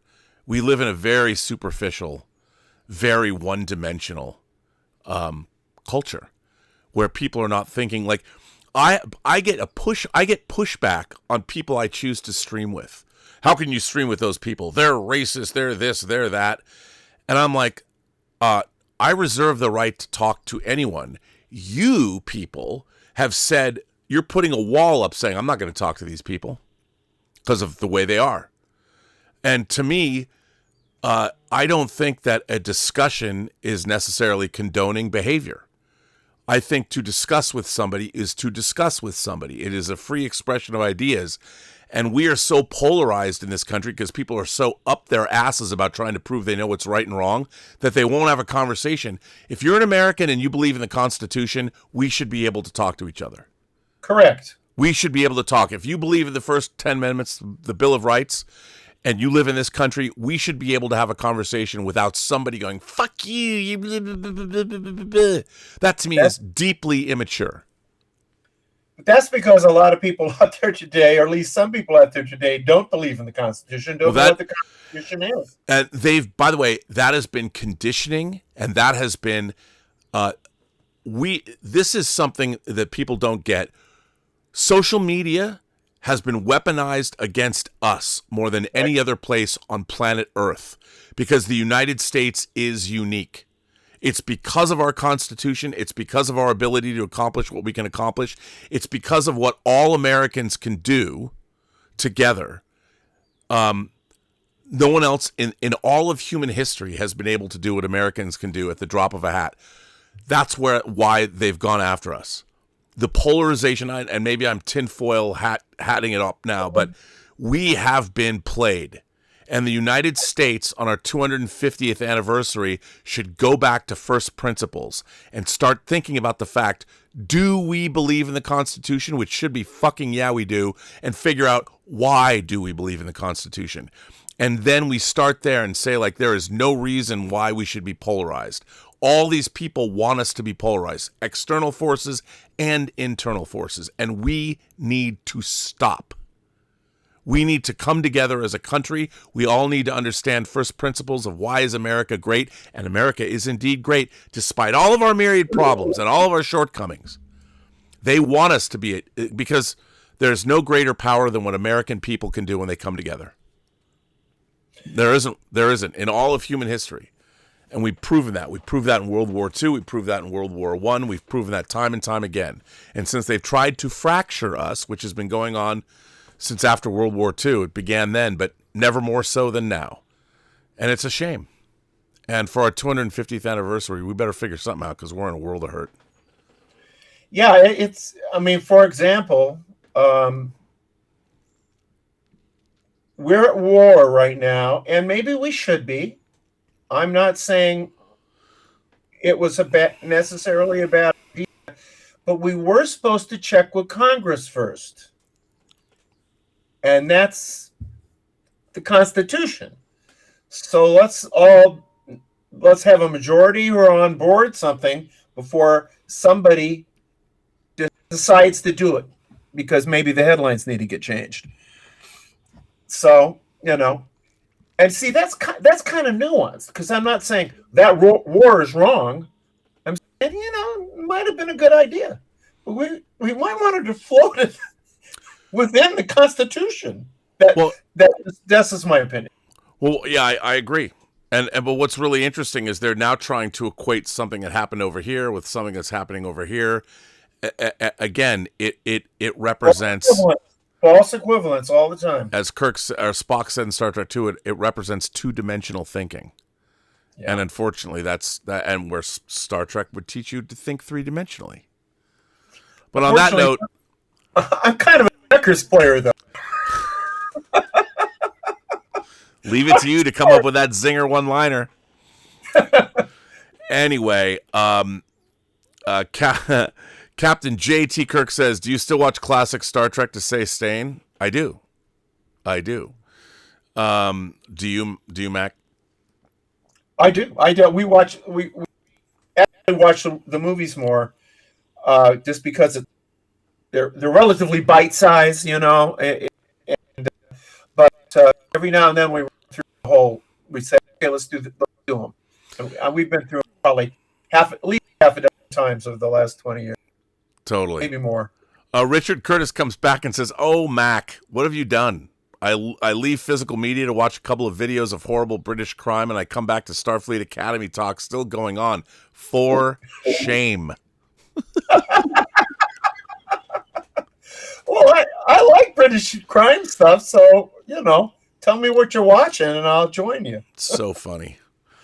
And then finally, we have 200 Watt Studio says, Kirk begins his lecture. It was the best of times. It was the worst of times. Your career, we strive in Starfleet for the former by getting through that ladder. And Richard Curtis goes on to say, I will just say my last post was trolling to a period I wasn't present in your chat. Love you both. No, I understand. Yes, on that note, stop the super chats. We're going to end this show. Otherwise, we'll be here all day. Thank you for having me. Thank you for having me, Rob. It was fun to be able to talk about some of this stuff at length. I know there's probably I don't even think my relatives are out there watching. I know. They're like, people are like, what was this show about again? Thank you very much. Let's make some more physical media, you and me. Let's do that. We're making the Blu-rays and the soundtrack album and all that stuff. So Can't wait. I can't wait either, because especially the soundtrack is a banger.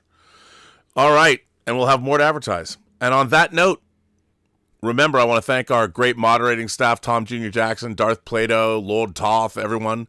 I want to thank you all for generously supporting this channel via super chats and tips. All of those things. I want to thank the great Max Allan Collins for everything he does and all the great work he does. And remember, his book, The Return of the Maltese Falcon, is available right now. And we do have a special thing to unveil. Oh, yes. Don't we? Something Yes. now I have to go get it. I already downloaded it, but I forgot about this, and I have to wait until it spins up. But Is this a 50th anniversary thing we're going to show? Is that what you're doing? yeah, that something that you're doing. Yeah. Something that you, sir, are doing. Is that okay? I mean, I totally forgot about this until just now. And now I have to go find it, but I will find it. Hold on a minute. So just why don't you give us a little bit of a preamble, a setup? I wrote a book in I think it was published in 1976, and we did 3 sequels to this book, and then it kind of just then it was over, as will happen. And then over the years, there was enthusiasm enough for me to write a few more things, and Hard Case Crime picked up this busted series from the mid 70s and started me going back again around 2000, I think it was. And we are coming up on the 50th anniversary this year of this character that I created, who first appeared in 1976. And we're now up to something like 19 novels. So I am looking for this. So keep talking. I don't want to say who the character is, because maybe it's a tiny bit of suspense, and that's supposed to be what I do. But he was the first Hitman character to have a series about him. And it had to do with the fact that I was very anti-establishment at that time in my life, because he was developed around 1971, 72 when I was in college, and was a hippie freak, as so many of my friends were. And there's a certain amount of anti-establishment at the heart of this character. Keep going, because I don't know what happened to. I don't know what happened to. I'll get there. Neither I nor Charles Ardai, the publisher editor of Hard Case Crime, I don't know who, somebody pointed it out to us that this was this year is the 50th anniversary of this character.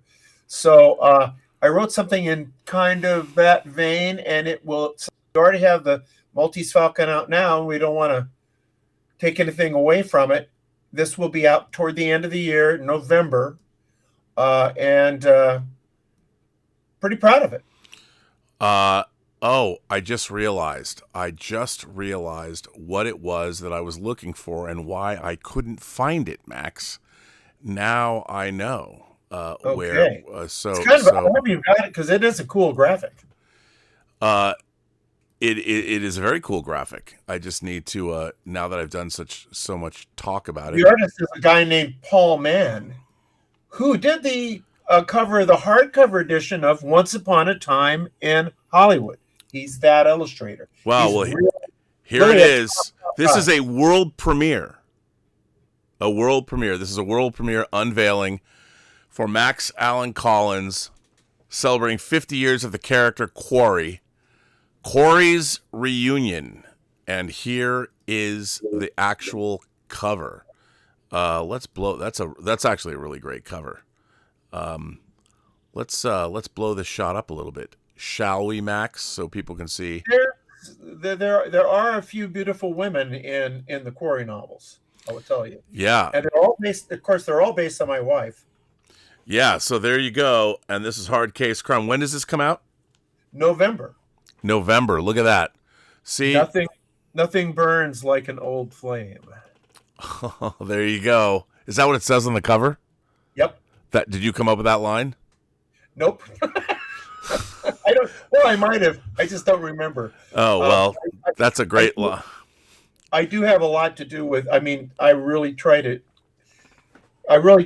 be a part of the packaging, and they're really good to me at Hard Case Crime. Yeah, I have input.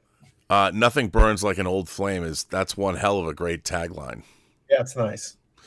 Well, All right. Thank you for doing that. Yep. And I promise people that I'll be back next week, but I won't be here this long. And I promise not to talk about Star Trek Well, I can't. on this show. I can't ever resist poking the grizzly bear. I know. I can't. Because we're both classic, original generation Star Trek fans. The real deal. It's true. The original. First principles. All right, everybody. I'm going to get the hell out of here. Thank you, sir. And every person you meet has a story to tell that you haven't heard. And all you have to do is listen. And that's going to be the epigram of my next novel. Oh, well, I'm very excited about that. All right. I will see you all. We will see you all later. And Dieter, look what happens when you're gone. Dieter, you couldn't. You need to restrain us. I don't know if that's possible, to be honest. Not really. All right.